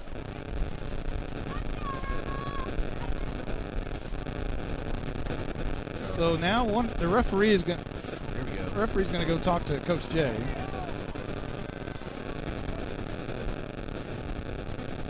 And we'll see what the call is. Everybody's picking up their flags now. Not in a hurry, guys. Personal foul, face mask against Howe. Is that it? Oh, is that it? No. Sportsmanlike conduct against Howe. That's probably the Jackson thing. And now there's an unsportsmanlike against Callisburg, which declines. So, are they offset? Offset, yeah. So the face mask will move the ball inside the 35-yard line to the 33. Not good for Howe. As Callisburg in striking distance again. Cerna into the game at fullback. Pollard into the game at quarterback. And Moore will dot all of it. 2 receivers to the near side. As it's 1st and 10, and everything quietens down. Howe still has a pretty good crowd over there. Even through all of this, they've stayed. There's some loyal fans still here. Whitesboro, and pretty decent crowd over here as well. I almost, the bleachers make a big difference, but I'd almost say Howe maybe has more. But I could be wrong. I can't see. We're on top of the press box, so I can't see for sure. I'm not sure what the holdup here is now. Here we go. 7:03 in the game, and now we're ready. 1st and 10. Cerna and Moore dot the I. Pollard, handoff. Cerna. No, Pollard's going to keep it around the left edge now. Pitches it to Moore. It's a foot race around the left edge, and he might win it. He is in, or is he? Yes, he is. Touchdown, Moore and Callisburg, and they add Moore to the mix and points to the board. 41-8. 6:51 left to go in the third. Well, again, read option. Watch the defense crash in, leave the outside open there, give it to Moore, get the fast, athletic guy on the outside, and let him run off to the races there, and able to. It's nothing but a foot race at that point. Bulldogs bid on the inside run. So Mata on for the PAT. Trying to make it 42-8. Pollard the holder. The kick is a low line driver that hits the left side upright and no good. So it remains 41-8 with 6:51 left to go in the third. Yuck. We'll be right back right after this. Get to B-Dubs on Thursdays for buy one, get one free boneless wings. Or as we like to say, 100% more wings. That's right. When you buy boneless wings on Thursdays, you get the same amount of wings for $0.00. Basically, the second order is 100% off. So get here for buy one, get one free boneless wings on Boneless Thursdays. Buffalo Wild Wings. Roar! Buy one, get one of equal value free. Dine in at participating locations. Takeout's limited and may vary by location. Size exclusions may apply while supplies last. Limit one offer per customer, not valid with any other coupon. This is Michelle Castle with Guild Mortgage, welcoming you to Howe Bulldogs Football. Guild has been delivering on the promise of home to hundreds of thousands of people just like you for over 60 years. With a big heart and a desire to serve, we're committed to making life better in our communities. This is where we live, and we're committed to building it with you. Guild Mortgage is an equal housing lender company. NMLS 3274. Michelle Castle. NMLS number 231122. Branch address 714 North Travis Street, Sherman, Texas 75090. All loans subject to underwriting approval. Terms and conditions apply. Subject to change without notice. Your hit exterior scoring drive recap. 3 plays, 72 yards for Callisburg. And it was capped off by a 33-yard touchdown by Moore. And they add Moore to the scoreboard. 41-8 our score. Mata for the Tech Wave kickoff. It's a short pooch to Carson Daniels, who fields it at the 47-yard line, just shy of midfield. Howe will have pretty good field position here to start this next drive. Well, Bulldogs had some success that last drive on a broken play.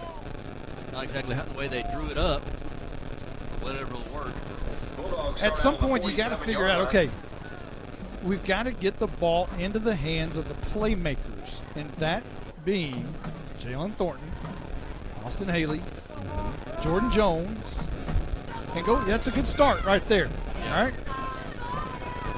So there were no penalties that last drive, though. Good news for that. 1st and 10, right to left goes Howe from their own 47-yard line. Thornton in the slot. Haley rolls out right, looking the other way. Pressure from behind, and he's going to run out of bounds and near the line of scrimmage, or he threw it. I couldn't see on the far side. He threw it away, so no gain. It's getting hard to see on that very far. We're about, I don't know, probably 90 yards away from that play. I wonder there on that one. Haley didn't have a lot of time to throw, so I guess they rolled him out there to give him a little bit more time to scan the field and look for receivers downfield. Nobody was open though. Haley in the gun, same receiver set. Thornton in the slot near side, looking for the screen near side, and Haley is sacked back to the 39-yard line. Simpson got it. Well, that looked kind of like the last year as far as the formation. 2 receivers to each side. Give Haley a chance to drop back, but Simpson comes slicing through the defense untouched and takes down Haley behind the line of scrimmage for a sack. And again, 3rd and long now for the Bulldogs. Yeah, Haley was hit pretty hard, had to catch his breath after that one. 3rd down and 16 for Howe. Again, always 3rd and long. Always 3rd and long. Pistol. Haley rolls near side, under pressure, slammed down again at the 30-yard line. Absolutely just running free up the middle are the Wildcat defenders. 4th down from Howe's own 31, and they went backwards, and that's kind of been the theme tonight. Yeah, that one there. You just described it. Yeah, they just beat the offensive line, and Haley, before he took a 4-step drop, didn't have a chance to even look downfield to go through his progressions. He was already, they were already bearing down on him. Thornton will now move from a slot receiver to punter as he'll stand at the 21-yard line. Takes a free step and high kick.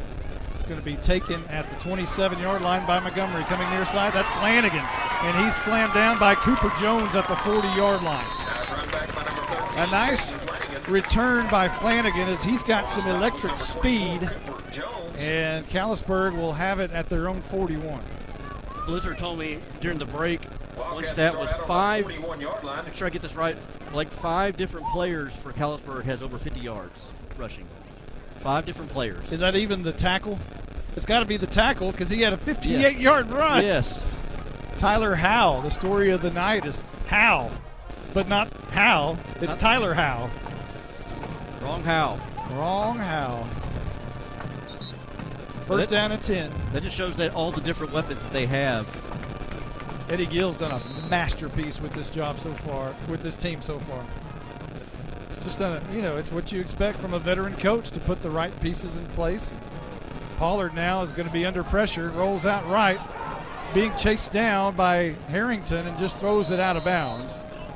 And it'll be second down and 10. I think Pollard got up limping though. He was rolling to his right, and he was lucky he got out there unscathed because he was limping on his way out, trying to roll around, looking for somebody and threw it away. Is he coming out of the game? Is that Pollard? I think he's going to have to. He can barely get around. Yeah, he's at least walking very gingerly to the sideline.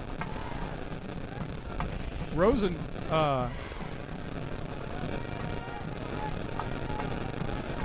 Rohrbaugh checks in. Colt 45. But he won't go in at quarterback. It'll be Montgomery at quarterback. Colt Montgomery. High formation behind the pistol, Montgomery, and this is going to be a handoff up the middle, and that's Kurt. And he rumbles and bumbles for about 5 yards, crossing the 45 to the 46. Well, it didn't matter who was at quarterback there. Just a quick handoff right up the gut. Get to one of your big backs there. Just like a bowling ball and able to pound his way for 4 or 5 yards. Third down and 5 for Callisburg. And Montgomery stays in the game at quarterback. Looking for Pollard on the sidelines. Oh, he's getting stretched out on the bench. And here's the option play by Montgomery. He's going to keep it around the right edge, and he's slung down hard by Jaron Grisham. Right at the first down mark at the 49 in Howe territory. I think they're going to be enough for a first down, and I believe it is. They haven't moved the change yet, but now they do say first down. And that was all Montgomery. He had that option there, thought about pitching it, decided to go and keep it, and just work his way for those extra yardage, and the extra effort was able to get him the first down. How about these fans for Whitesboro? They suffered, Callisburg, sorry. They suffered through an 0-10 season a year ago, and to get the reward of this tonight. Yeah, they haven't won since 2018. Timeout on a delay of game against Callisburg. Delay of game against the Wildcats. You know, I've been fighting that Whitesboro thing all night because of Eddie Gill and because we're on top of a press box and because they're maroon and just throwing you off, huh? And his first game of the season. Yeah. First down at 15 for Callisburg. As they'll hand off right side. No, a keeper up the middle, Montgomery again, and he's brought down by, well, Brantley Flynn is in there, and then Grisham jumps on the pile at the very end. Also there was Heimel, and now a late flag comes in. Is that on Jalen Thornton? Jalen was near the official as soon as the flag was thrown, so I'm not sure what this is going to be. It was going to be second down and 12 is what it was going to be, but I have a feeling it's not going to be anymore. And I'm not sure what Jalen was complaining about. I mean, they got a 2-yard loss on the play. Oh, okay. Apparently he was talking to a receiver. So, and the official is kind of pointing over here in this direction. This is not going to make Coach Jailing very happy, I wouldn't think. Caroline Slauson, our Night Furniture sideline reporter. That's sportsmanlike conduct against the Bulldogs. I don't think it's going to be a fun night home. Do you think? She might have already left. She's seen enough. Caroline's heading back to Grayson County. What was the penalty? Bulldogs called a timeout. Is that unsportsmanlike conduct? Unsportsmanlike conduct against Howe. And Howe calls a timeout. There's 3:20 left to go in the third. We'll keep it right here. What a crazy night. I don't think none of us saw this coming, guys. No. Not, they were 0-10 a year ago, and that just goes to show you just never know. In week one, teams change from year to year. You just don't know. You just don't know. I mean, there was coaching changes on both sides of the ball. I mean, offensive and defensive coordinators for Howe, head coaches for Callisburg, but the Bulldogs have just not been able to get out of their own way.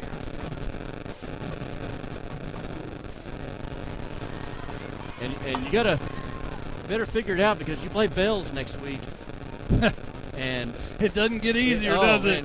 You thought the misdirection and the confusion was tough tonight.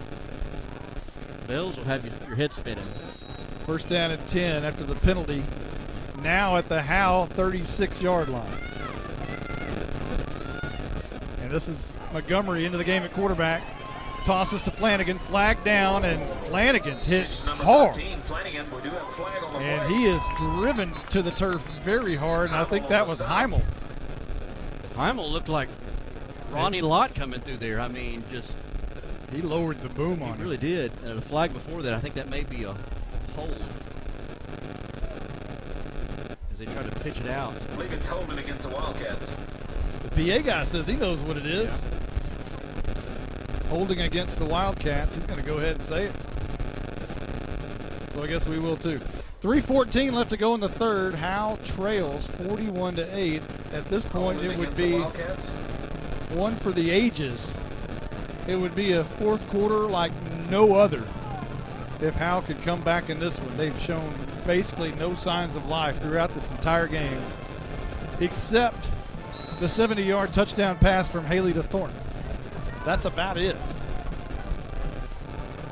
Montgomery is going to hand off up the middle to Kirk, who breaks free, and he gains 4 or 5 yards near the 40-yard line to the 41. Still well shy of the first down needed. The yards needed to get up to the 26-yard line. Reading that defensive end, see if he's going to crash down or stay. Stays, so you hand it to Kirk, and he goes just right up they're on the hash marks. He get it, and he just tight ropes right along the hash marks there. Straight up the gut. So it's second down and 15 for the Wildcats. Pistol eye formation. Hand off to Moore. Bounces and breaks free, and he's like Jalen Thornton. He's electric. Not enough for a first, but he does gain perhaps about 9 yards to the 32-yard line. He's a little guy, but he's tough. You got to wrap him up to bring him down. He's very small, very quick. He won't go down easily. Kirk will check out of the game. Cerna will check in at fullback now. And all of a sudden, it's 3rd and 7. After all those yards needed, they're just chewing away at it. Little by little, it's probably 4-down territory for them, too. 2 receivers to the near side. Montgomery hands off Cerna, met at the line of scrimmage, but he bounces out of it, coming near side to the right. Bounces out of another tackle to the 20. And he has a, guess what, first down at the 19-yard line. There's a flag down, which appears to be a hold. So this is going to be negated, at least the first down. That was a good run there by Cerna. Again, one of their many backs that they have. And I don't think, Blake, check me on this, they haven't passed the ball at all this half, have they? I think it's been completely on the ground. So attempted one pass this half. It's been all on the ground the rest. I have a question, guys. There's a $1:43 left to go in the third. We got a fourth quarter left, and what happens if the play-by-play guy cramps up? I'm on my feet the whole night. I'm not used to it. What happened? Can we get Ricky Ake up here? I'm not massaging your calves, okay? All right? Anybody got any pickle juice? There. So it's third down, and instead of a first down, it's third down and about 15. Ball at the 41-yard line. And this will be a handoff up the middle to Cerna again to the 35. Gresham on the stop for the Bulldogs. Kind of a conservative play by the Wildcats there, a 3rd and long, and be a 4th and 10, and see what Coach Gill will do. For the Wildcats. If he'll punt or try to go for this at the Bulldog 36. But he's in no hurry, whatever it is. Yeah, there's 20 on the play clock, and they're not really sending the punt unit in. They are going to go on 4th and 10 from the 36, and a handoff. No, this is going to be Montgomery keeping it up the middle, and he breaks free. He's got a 1st down and more inside the 15 to the 13-yard line. Finally brought down by Heimel. I tell you, Montgomery, with that option, when he keeps that ball, he is just a magician with that ball, just able to keep it at the right time, cut back, make moves, and he's just done a masterful job tonight, run the ball and working that option, that RPO. We're inside 30 seconds in the 3rd. Cerna into the game still at fullback. A receiver on either side for Callisburg, and Montgomery in the pistol. Bryce Crosby moves to the line of scrimmage for Howe, and Montgomery is going to try to slice his way through the line of scrimmage. He does to the 5. They'll mark him at the 6. Flynn making the stop. That's the end of the 3rd quarter. Callisburg has owned this one so far, 41-8. It's 4th quarter time in Texas when we return in just a moment. Justin, Bucks North Barbecue in downtown Van Alstyne is closing in on an all-time record. They have given away 37 free birthday buffets so far this month. That's where all you have to do is show your proof of age and get a free Bucks North Barbecue buffet for your birthday. They even include the drink. Well, from this angle, they'll keep that offer 5 days before or 5 days after your actual birthday. It's birthday time in Texas. Oh, geez. Stop saying everything's in Texas. Well, Bucks North Barbecue is in downtown Van Alstyne, Texas. Hello, Howe Bulldogs. This is Coach Joey McQueen, Farmer Bulldogs head coach and athletic director. Nick and I still love the dogs and ask that you show your support by joining the Howe Athletic Booster Club. Their mission is the same today as it was in the 90s. They support all Howe athletes, girls and boys, middle school and high school. It's only $25 to become a member. From the alumni to the current fans and parents, we ask that you back the dogs and become a member today. Go visit the Howe Athletic Booster Club on Facebook. Have a great year, Bulldogs. We really need help working in the One thing I've noticed as I watch Eddie Gill down here on the sidelines, he is not really involved in the huddle game, on the sidelines. He lets his coaches coach. That's one of the first things I noticed. He's not wearing any kind of a headset. Yeah, he's kind of delegating. His coach is coach, yeah, and he's there to oversee everything. So far, so good. They lead 41-8 as we enter the 4th quarter. Callisburg with the ball at the 6-yard line, looking for more right here. And it's going to be Montgomery in the pistol, and he's going to keep it up the middle, surging forward, not in, but maybe a yard or two to the 4. 11:49 on the 4th quarter clock. This one is going to be a long ride home for the Bulldogs on that bus. Yeah, this one. Masks and all. They might want to wear those masks to cover their face after this one. That's an ugly one. This is ugly. It's about as bad as we've seen out of Howe in several years. Yeah, this hurts. Montgomery to Cerna up the middle, churning, fighting, looking for the end zone, and he's in. Touchdown, Wildcats. Again, as Cerna punches it in from 4 yards out. And that extends the lead 47-8. Well, just another inside handoff there to the fullback, Cerna. He's a tough runner in between the tackles. He's able to plow his way in for the touchdown. And add insult to injury here.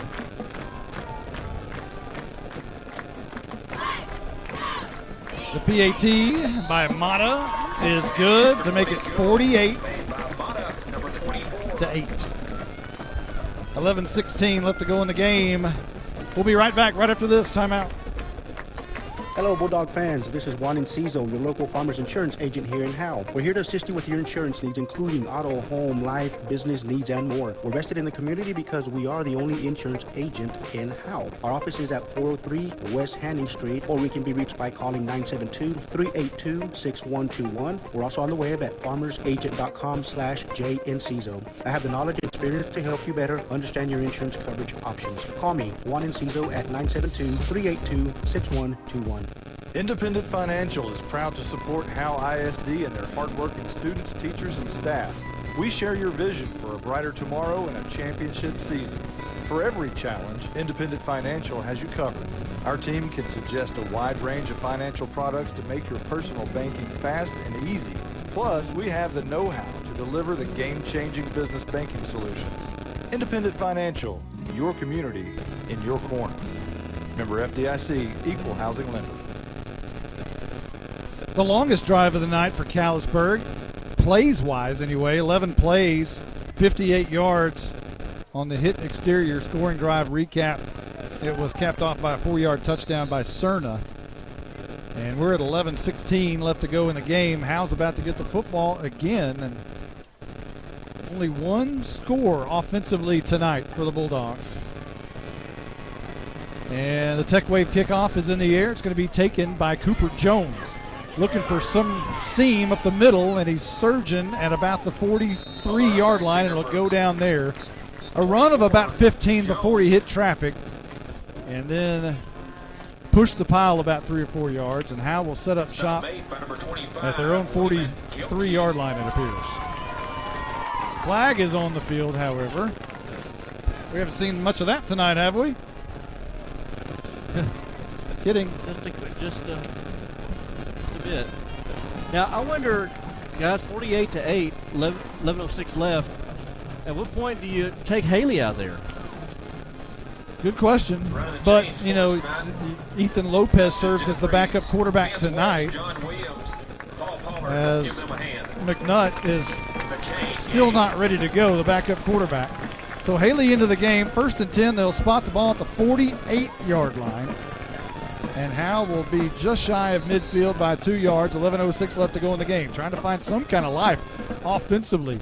Haley drops back 3 steps, looking left, flushed out of the pocket. Now wants to throw, pressure, and now just heaves it out of bounds as he had pressure down the back of his neck. Good coverage downfield by the Bulldogs. I tell you, I would like to see. I saw Kobe Taylor a couple of times in the first half. He's been quiet here in the second half. But that time, good coverage there by the Wildcats. Nobody to throw to for Haley, and Haley again gets driven into the turf. Trying to throw that ball away. He's going to be really sore tomorrow, I tell you. Dylan Hughes into the game at fullback. Ryan Huff comes near side. So on the near side is a freshman and sophomore, Jones and Huff, split out wide. Haley in the gun.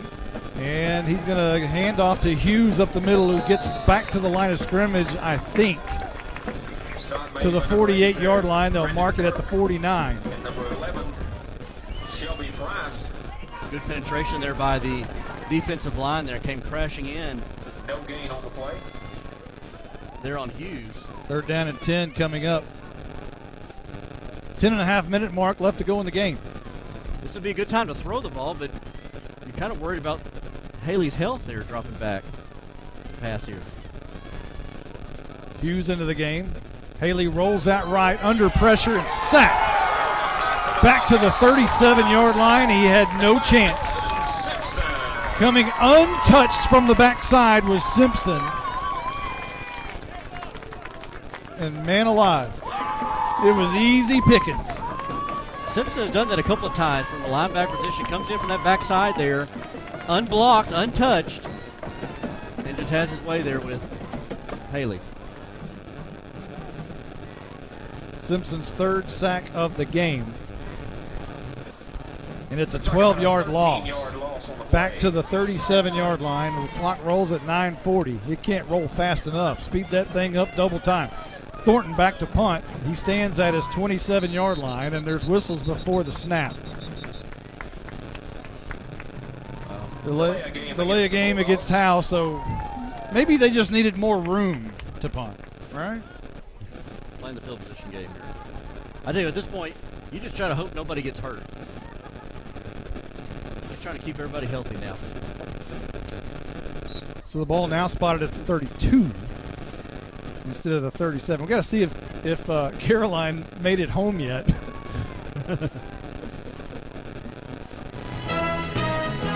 There's a high snap on the punt. Thornton brings it down and kicks an end-over-end kick, and it goes out of bounds at the 42-yard line. Not a great kick, but at least he got it off after the high snap. And Callisburg will have possession at their own 41-yard line. Are you down there? I'm here. Hey, we were looking for you earlier. What's the situation now? I would imagine it's really ugly and everybody's just trying to want to get out. Is that right? Kind of how you just said, maybe double time that clock. That's how we're feeling right now. This quarter is just dragging by, and as soon as we can get out of here, we can move on to next week. Yeah, let's do that. 48-8 is our score here in Callisburg, and this is a rough one. It's the first time Howe's ever lost a football game on August 28th. Wow. And here's a handoff up the middle, assuming they lose this. I mean, there's 9 minutes. You can score 40 points in 9 minutes, right? That was number 32, Right. on the carry. I guess John Tyler and there's always that game to look back at. Always. So you're saying there's a chance. Gain of a couple up to the 43 on first down, so brings up second down at 7, obviously. 8:46, the clock rolls. I would imagine that Callisburg is just going to run the ball and run this clock and get out of here. 2 receivers to the right. They don't want to get anybody injured either. Here's a handoff to Kirk. No, Montgomery keeps it, and again, when he pulls it, you're right. He's able to get out there and run quickly around the left edge. He has a great ball fake. Yeah. Both Montgomery and Pollard are pretty good at that, but yeah, Montgomery on that one. So I'll tell you who he reminds me of, and Carson Grogan's going to laugh. Because on the way over here, we were listening to the pregame show, and it mentioned that Scott Grogan, his father, had a 42-yard punt return right here in 1991. Well, the quarterback, Montgomery, is very similar. Here's a handoff to Kirk, who has the first down, crossing midfield to the 47-yard line. So Scott Grogan was the backup quarterback that year. But Howe was really good. They had a sophomore quarterback who Coach McQueen wanted to groom, and he was a big, tall kid, could throw the football, so they wanted him to go. But Grogan was just like Montgomery, and he could run the option and run it to perfection, and if he were the starting quarterback that year, it would not have been a slip at all. Wow. So I think Carson's dad tells him he was a stud. Well, he's pretty right. He's right about that. Pretty accurate. Here's Montgomery around the left edge, and he bounces out, and he's trying to be tackled by Cameron Langford, and he finally is at the 30-yard line, but not after a first down. Bulldogs have had trouble tonight all night long with not only with the quick backs, running backs, quarterbacks. They've had top problems tackling as well. Like wrapping up has been an issue. 6 different rushers have over 50 yards for Callisburg now tonight. That is ugly. First down at 10, 7:09 on the clock, and this will be a handoff to Moore up the middle. Is going to be brought down by Brantley. Flynn was the first guy there, and afterwards, Braden Wise closed it up. Raul Hernandez was there, Dakota Harrington was there, and Ethan Lopez was there.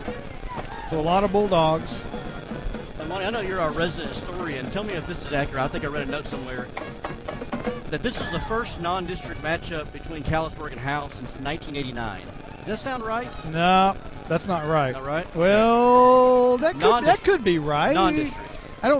I have to go back and look. Here's a Montgomery, and he's going to surge forward just right behind left tackle to the 26-yard line. You know what? I'd have to go back and look. I think I don't think that's non-district. Non-district. I think I saw that maybe the Sherman paper. You know what? Now that I think about it, I think that may be right. Yeah. Because here's the situation. I'll tell you why they wouldn't play in non-district anymore. Because in 1989, Howe blistered them at home. And the JV, Howe's JV that year went undefeated and actually sent about 4 players to the hospital that night. Wow. And here's a play by Montgomery, a run around the right edge, and he is brought down by Wise at the 27-yard line. So was that a non-district game? After that that was a non-district game. And after that, after the JV massacre and after Howe's massacre, Callisburg said, we're not going to schedule you anymore. We're not going to do that. And then the following year, they got placed in Howe's district. That's So they were like, oh, no. That's about how it goes. So it's 4th down and 7 for Callisburg. 5:11 on the clock here in the 4th. And it's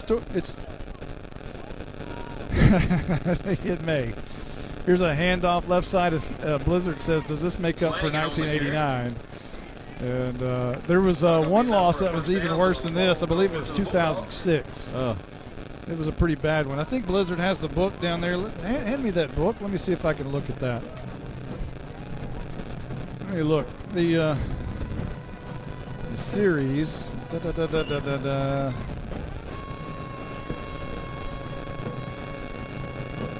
Man, it's really dark. Okay, 63-6 in 2007. Callisburg beat Howe, but that was at Bulldog Stadium. So that was a district matchup, I guess. I guess, yeah. It's been ugly. It certainly has. 4:57. Howe has the ball now at the 25-yard line. And this is going to be near side. Matthew Hayes into the game, and he'll gain about 5 yards up to the 31, give him 6. We've had a chance to see some different running backs, fullbacks for the Bulldogs with Hayes there, Hughes, Carson Daniels. Bryce Crosby's been into the game. He had to carry, I think he hit hard up against the line of scrimmage, if I remember right. So Daniels into the game on a pistol eye formation look. Hayes dots it. Man in motion coming across is Cooper Jones. And Haley wants to hand off Matthew Hayes again, running left tackle. And he's got some good running room across the line of scrimmage. A first down near the 40-yard line at the 39 is where they'll mark it. So a gain of 8 for Matthew Hayes, and he's probably got the best rushing yardage of the night other than maybe Carson Daniels on those couple of carries. Yeah. He had some good room. Good, nice little run there. Matthew Hayes is now the leading rusher for Howe after those 2 carries and 15 yards. Oh, boy. 3:55 on the clock as Haley is going to turn around and hand to Hayes again. Right tackle escapes a couple of defenders and good for 5-6 yards. On the rows, number 21. Well, Stop made by number 22 for the you're going to have to fix things because Bales next week is the deal is you probably won't get the ball as many times because Bales is going to hang on to it for so long. So you're going to have to fix whatever problems you have because you may not have as many opportunities. Cooper Jones in the slot to the near side. Still a pistol eye. Ethan Lopez, no, that's Ryan Huff, split out wide to the left. And Haley turns, hands. Carson Daniels bangs over a defender, and enough for a first down, crosses midfield. A new set of downs for Howe. How many first downs for Howe is that tonight, Blizzard? And number 20, Gary Clark. That's 4 first downs, including a touchdown. As we hit the 3-minute mark left to go in the game, ball at midfield. Yeah, this has just been a rough night. I mean, Haley's been under assault there, under duress in the backfield. It's been tough to get anything going. First down and 10, toss to Hayes again. What looked like he was going to stumble and fall at the line of scrimmage, he actually turned and gained a couple. Haley has been sacked 7 times tonight, and that's hard to overcome. So you think about it, not a lot of time to throw the ball. Penalties. Those are 2 ingredients for disaster. There's a lot of ingredients that didn't go very well tonight. Haley handoff right side, and this is Daniels again. Plows over a defender for 6 yards, close to a first down at the 42. I like seeing that. I see Daniels has some power behind his runs. I'd like to see him get the ball more here next week. So Daniels creeping up on Matt Hayes now as he's at 23 yards and Hayes has 24. Third down and 2. Cooper Jones goes in motion from left to right. Haley turns around, hands, and that is going to be Hayes again, and he has a first down, and he extends his rushing lead over Carson Daniels to the 35-yard line. Number 15, Brady Tischler. A minute 28 left to go in the game. Don't forget we have Legend Bank legendary player of the game. That's going to be tough to figure out who that is. I don't know. Colby Taylor, maybe. He had a good first half. Yeah. And don't forget we have the Ann's Realty Group post-game show coming up. First down at 10. Handoff to Bryce Crosby, who stumbles forward for about 4 or 5 yards near the 30-yard line to the 32 we'll give him. Yeah, Colby Taylor. You got Jalen Thornton had the long touchdown catch. Other than that, I don't know. You got really 3 to pick from, unless you want to include Matt Hayes in this scrap time at the end. Heimel did have a pick, yeah. Blizzard throws out Joey Heimel and 7 tackles. Okay. Hey, I'm for that. Defensive player. Second down and 6 as Haley looks for somewhere to go, and he's sacked. 8th sack of the night. Back to the 38-yard line. Haley kind of goes down and gets up and just kind of like, really? Really? Okay. Wow. 13 seconds, 12, 11. Don't even have to snap it right here. No need. 5, 4, 3. They're going to snap it. And Haley wants to throw. And across the middle and in and out of the hands of Colby Taylor. Well, that did it for Joey Heimel. Yeah. Taylor lost a chance. That's the end of the game, thankfully, as it was ugly tonight. 48-8. Callisburg over Howe. And it's a long ride home on the bus tonight. Eddie Gill, congratulations on your first win as a Callisburg Wildcat. You've turned this thing around in a hurry.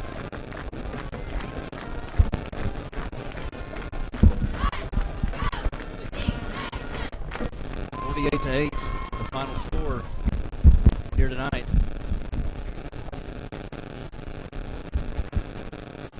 Well, we'll check and see if we want to talk to somebody, but I don't think tonight's the night to do that. I think we probably want to let this one lie. It's 48-8, and we're going to take a quick time out, and when we come back, it'll be the Ann's Realty postgame show. If you've ever been in an automobile accident, who do you trust for your needed repairs? Star Auto Body is Texoma's most trusted body shop, serving all of Grayson County and surrounding counties since 1992. Star Auto Body is locally owned and operated. Services include major collision repairs with or without insurance claims, minor cosmetic repairs, parts replacement, and refinishing. Choose Star Auto Body and Alignments in Howe, Texas, 903-532-5365. Star Auto Body of Howe, Texas. This is Michelle Castle with Guild Mortgage, welcoming you to Howe Bulldogs Football. Guild has been delivering on the promise of home to hundreds of thousands of people just like you for over 60 years. With a big heart and a desire to serve, we're committed to making life better in our communities. This is where we live, and we're committed to building it with you. Guild Mortgage is an equal housing lender company. NMLS 3274. Michelle Castle. NMLS number 231122. Branch address 714 North Travis Street, Sherman, Texas 75090. All loans subject to underwriting approval. Terms and conditions apply. Subject to change without notice. You're listening to Howe Bulldogs Football on HoweEnterprise.com. Not a member of FDIC. Not an equal housing lender. Fake license number 867-5309. Howe, Portland, Seattle.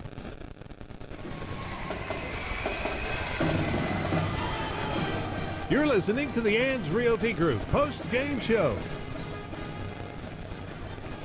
Welcome back to Callisburg, where Howe took a licking tonight, 48-8. Eddie Gill introduced himself to Callisburg and in a big way. And a lot of happy fans over here on this near side as we're up top on the press box. And Howe is getting a speech from their head coach at midfield as they are all taking a knee. And it's going to be a long bus ride home. They're going to have a long film session tomorrow. They're going to have long practices next week. And who knows what's going to come out of this. Sometimes there's big changes that come out of situations like this, especially when you have so many penalties. You have so many second downs and 15s on just about every possession. It was second down and 15.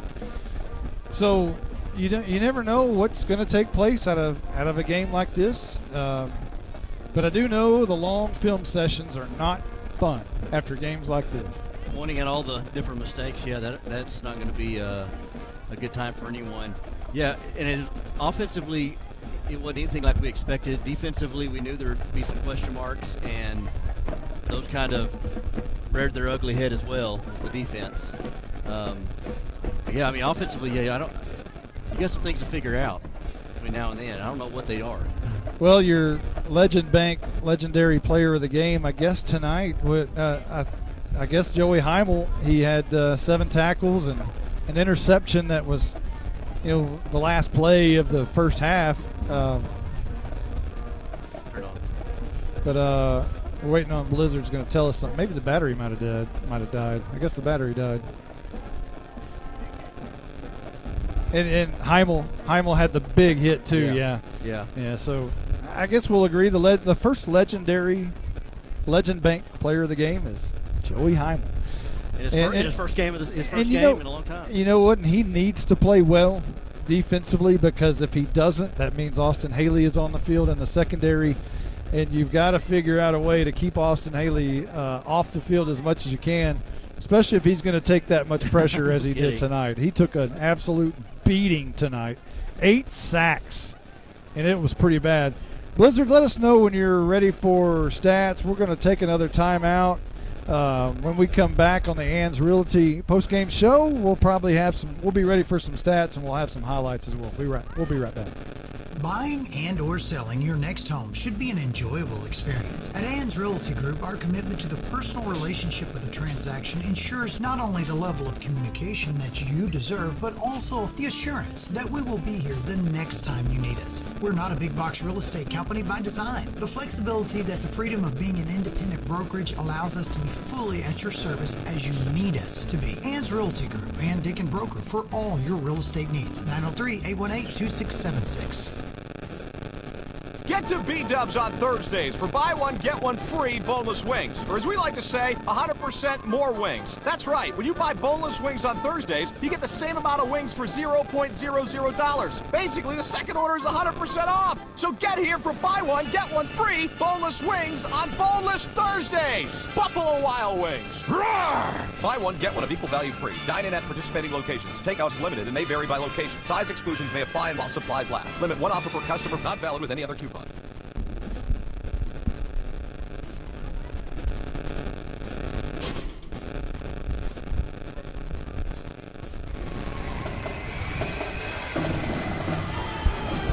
You're listening to the Ann's Realty Group post-game show.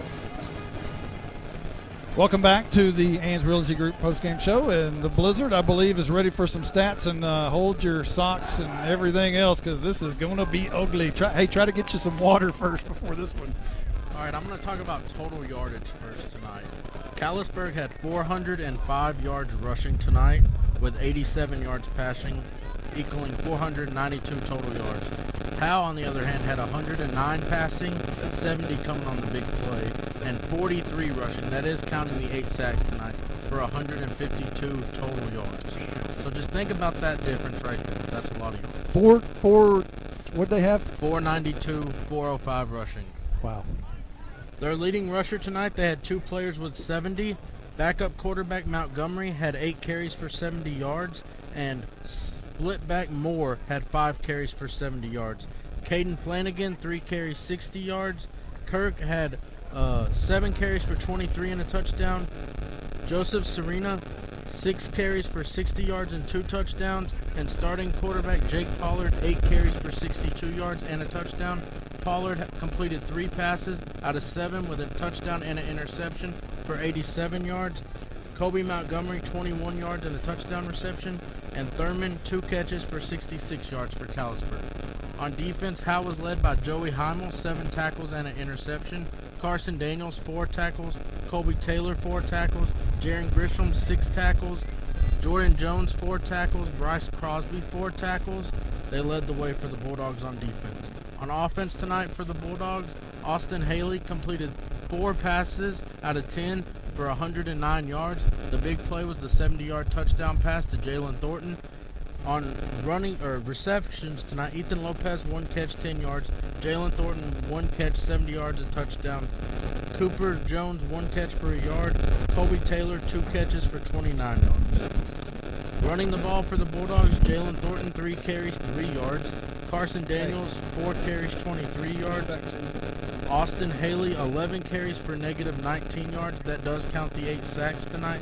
Dylan Hughes, 2 carries for 6 yards. Matthew Hayes, the leading rusher for the Bulldogs tonight, 5 carries for 31 yards. All right, thank you, Blizzard, for all of that. We're going to try to get this set up now. Jake Roberts is running our highlights tonight, and I know he's doing a great job. And we're gonna see if we can knock this out. As there's been quite a few highlights, and see if you're on the right track. Are you on the right track there? We'll start if you're ready, and I'll see if I can see because it's kind of dark up here. We'll go start with the first half. So, to recap this ugly game, if you're a Howe Bulldog, the Bulldogs started with the ball first. They went 3 plays and punted. Callisburg took it at their own 32-yard line, and they quickly went 3 plays and 68 yards and scored on a 58-yard tackle-eligible reverse to Tyler Howe. And here comes a reverse to the near side. Big lane up the middle, 40, look out, 30, 20. Nobody's going to catch him. The first score of 2020 is a reverse on the other side of the field to number 65, Tyler Howe. Tyler Howe. You know, we thought this was going to be about Howe, and Tyler Howe said it's going to be about Howe, but it's about him. And he was big in the first half. So then Howe took it and they punted. They gave it back to Callisburg, who went 3 plays, 50 yards, and scored on a 5-yard touchdown by Jake Pollard. And that was a 14-0 lead that Callisburg enjoyed there with 5:11 left to go in the first. Bad snap and a fumble was recovered by Howe.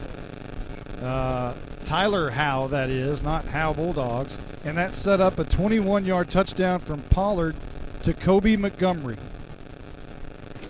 Steps back, sets up the screen, and that's Montgomery coming left side, getting a block from Mata. He gets cut off, makes a move to the 5, he's in for the touchdown. All of a sudden it's 20-0, and there's 3:44 left to go in the first. Callisburg on top, and here comes the PAT. 21-0 as they converted the PAT. It was a 1-play, 24-yard drive. Howe got it and punted, and then they forced Callisburg to punt. And then Howe got it back and punted again. And then Callisburg punted again. But this time, the punt went through the punter's hands, and Howe got on the scoreboard for the first time tonight. The snap in the end zone, about 8 yards deep. The ball's in the end zone, and he just steps out of the back. He dropped the snap, and they're going to take 2 points. So it was a safety, and Howe trailed at that point 21-2 with 4:28 left to go in the second quarter. Howe got it on the safety and punted. Gave it back to Callisburg. They only needed 3 plays and 80 yards to score on a Kirk touchdown. Pollard, is he going to hand off to Kirk? Trying to find the end zone, pushing it through, and there it is. Touchdown Callisburg. They extend the lead 27-2 with 2:22. Make it 28-2 at that point, as the PAT was good. We move on into the second half as Callisburg started with the football. They went 5 plays, 65 yards, and scored on a 37-yard touchdown by Cerna. Pollard takes his time and now gets it. That's not Pollard into the game. It's a new quarterback. And this is a handoff to Cerna up the middle. He's got a lot of room. It's a foot race to the 10, to the 5, to the right corner of the end zone. He's in. Touchdown Callisburg. And it is a rout. Yeah, it was a rout, all right. Make it 35-2 at that point. 8:51 left to go in the third. And now Howe took the ball and signs of life for the first time this evening. They took the ball at the 32-yard line, and a play later, it was Haley to Thornton.